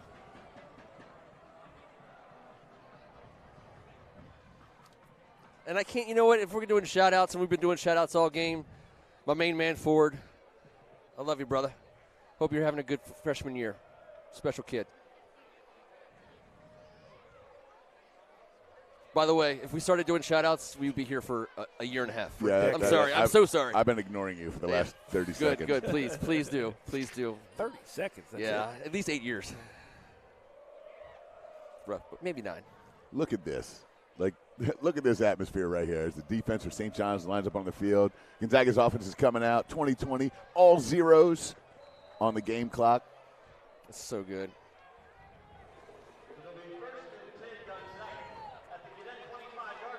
Gonzaga on offense first from the 25-yard line.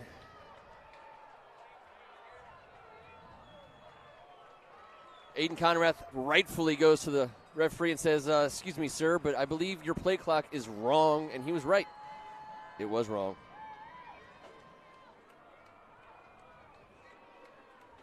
Now, maybe the lace is out, maybe? I don't know. They're respotting the ball at the same exact position. No, they just reset the play clock. There you go. I don't know, but I'm ready for them to play some ball here. No, Let's go. Aiden wants the ball respotted. He wants the ball respotted, and he gets his way. He wants it. He wants a wide right side, and he gets it. It's his day. Left middle hash. David Fred in the backfield for the Eagles. Conrath awaits the snap. First down on overtime. Pocket breaks down. It's going to be a sack at the 30. Abagu. 5-yard loss. It'll be 3rd and 15. St. John's bringing 6 on a delayed overload blitz to the left side, eventually getting to Aiden Conrath, a coverage sack as well. There's no one up and downfield. No, he protected himself and the ball. 20 on the play clock, 4 wide. David Fred stays in the game.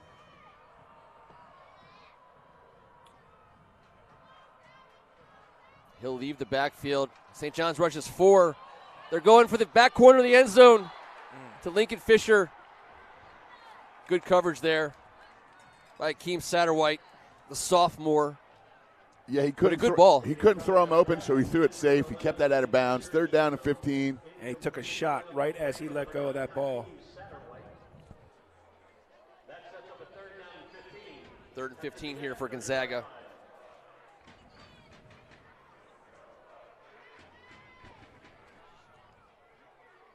Spread formation here. St. John's chooses to take their only time out of overtime. 3rd and 15. Can't take it with you.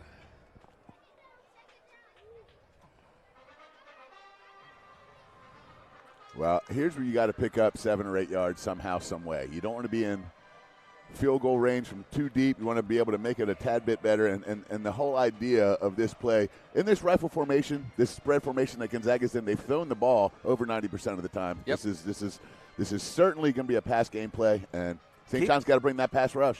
Keep an eye on Marco, the tight end, who's in the slot, or at least he was before they called the timeout. If he comes back out, I think he's a prime big target right on the seam, away from where most of the defenders are, and it'll get you, at least another chance. If you don't get the first down, to have a fourth down opportunity. Right now, it's a 47-yard field goal. You would like to chop that down to inside of 40, and we saw him hitting those with regularity. Anything inside about 50, they need 5 yards here. But yes, I agree. At least 5 yards. Actually, it's Brandon that's in the slot now for the tight end for the Eagles. But he's also guarded by a certain number 12. Aiden Conrath, under 10 on the play clock. Looking to throw quickly out to the side. Oh. And he just floats it a little bit. It got away from him. Yeah. You got to kick it here. I do believe you got to kick it, and it's probably not going to happen because I'm probably wrong. But listen, 4th and 15. 4th and 15. This is about the max for Holly as we were watching him warm up. Well, but with the ball sitting at the 30, I mean, if you put the ball at the 30, that's a 40-yarder. It's 47. 47 would be a tough one.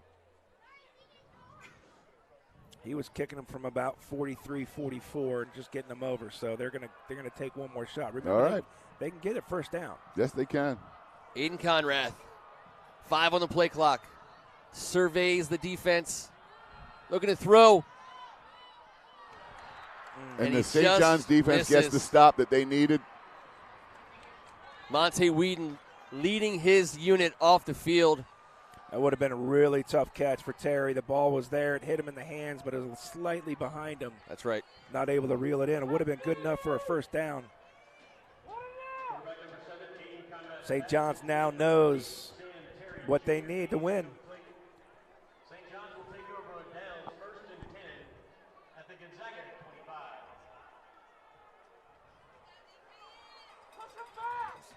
25. And then over. Just not there. Now, again, you're putting a lot of pressure on this Gonzaga defense. They've been answering the call for 2 straight quarters here in overtime. Ball sits at the 25. Amir Wallace-Jones motions inside. Brayon Williams in the backfield. He gets the ball, gets up the middle of the field, gets his feet caught up in his own offensive player. I think that was Amir Wallace-Jones he got caught up in. It's going to be a 3-yard gain. It's going to set up 2nd and 7. There was a late shift by Jaden Bumball there that I think really disrupted that play. There was a late stem to a gap. He was able to shoot the gap, just throw the running back off his course. Bumball, the West Point commit, said his name a few times already this year. David Fred calling out the play for his defense. Isaiah French. Give over the right side. And Brayon Williams will be brought down for no gain as the Gonzaga defense stretched it out. They did string that out perfectly, and he ran out of real estate, and that's a no-gainer there. Excellent play by Gonzaga. Yeah, DaVinci Arnold on the tackle. The DB on the left side, because it was stretched all the way to the sidelines, the DB is able to make the stop. 3rd and 7 out of the 22. So just inside of a 40-yard kick here if they don't get any yards. St. John's wants a first down. Cinque Blunt in the backfield. Isaiah French to throw. Got time. That ball is deflected. Oh, what a great play. I watched Colston. Kedrick? I saw Colston the whole time. Eyes on the quarterback. Did a great job of keeping his eyes on the quarterback, making sure he wasn't going to get out, and then hiding himself, though, too, and anticipating that lane pass. 39-yard field goal attempt.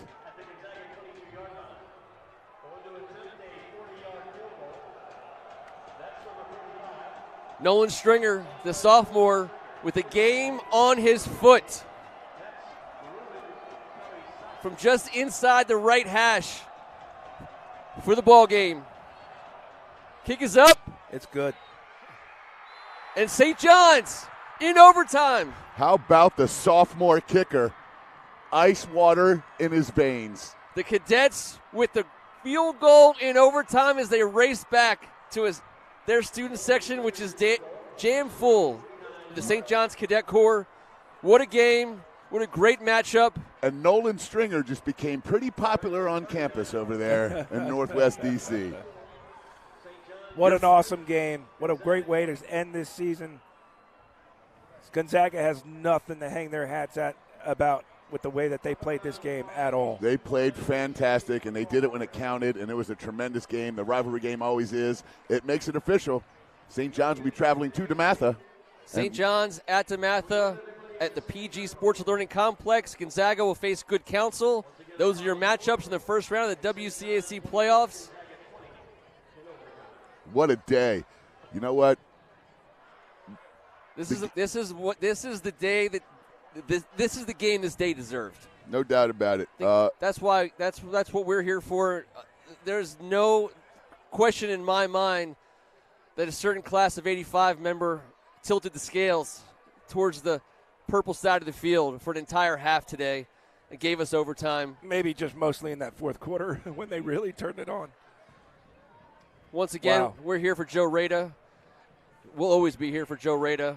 These kids put on a hell of a performance. St. John's with the win, 23-20, on behalf of First Amendment Sports and on behalf of our whole team. Harlan up on the roof, Brendan on the sidelines, Vic and Kyle behind us pushing buttons, Kevin Ricca, Tim Strachan, Joe Rada. And Joe Rada. I'm Ken Meringolo. We'll see you soon. Thanks for joining us.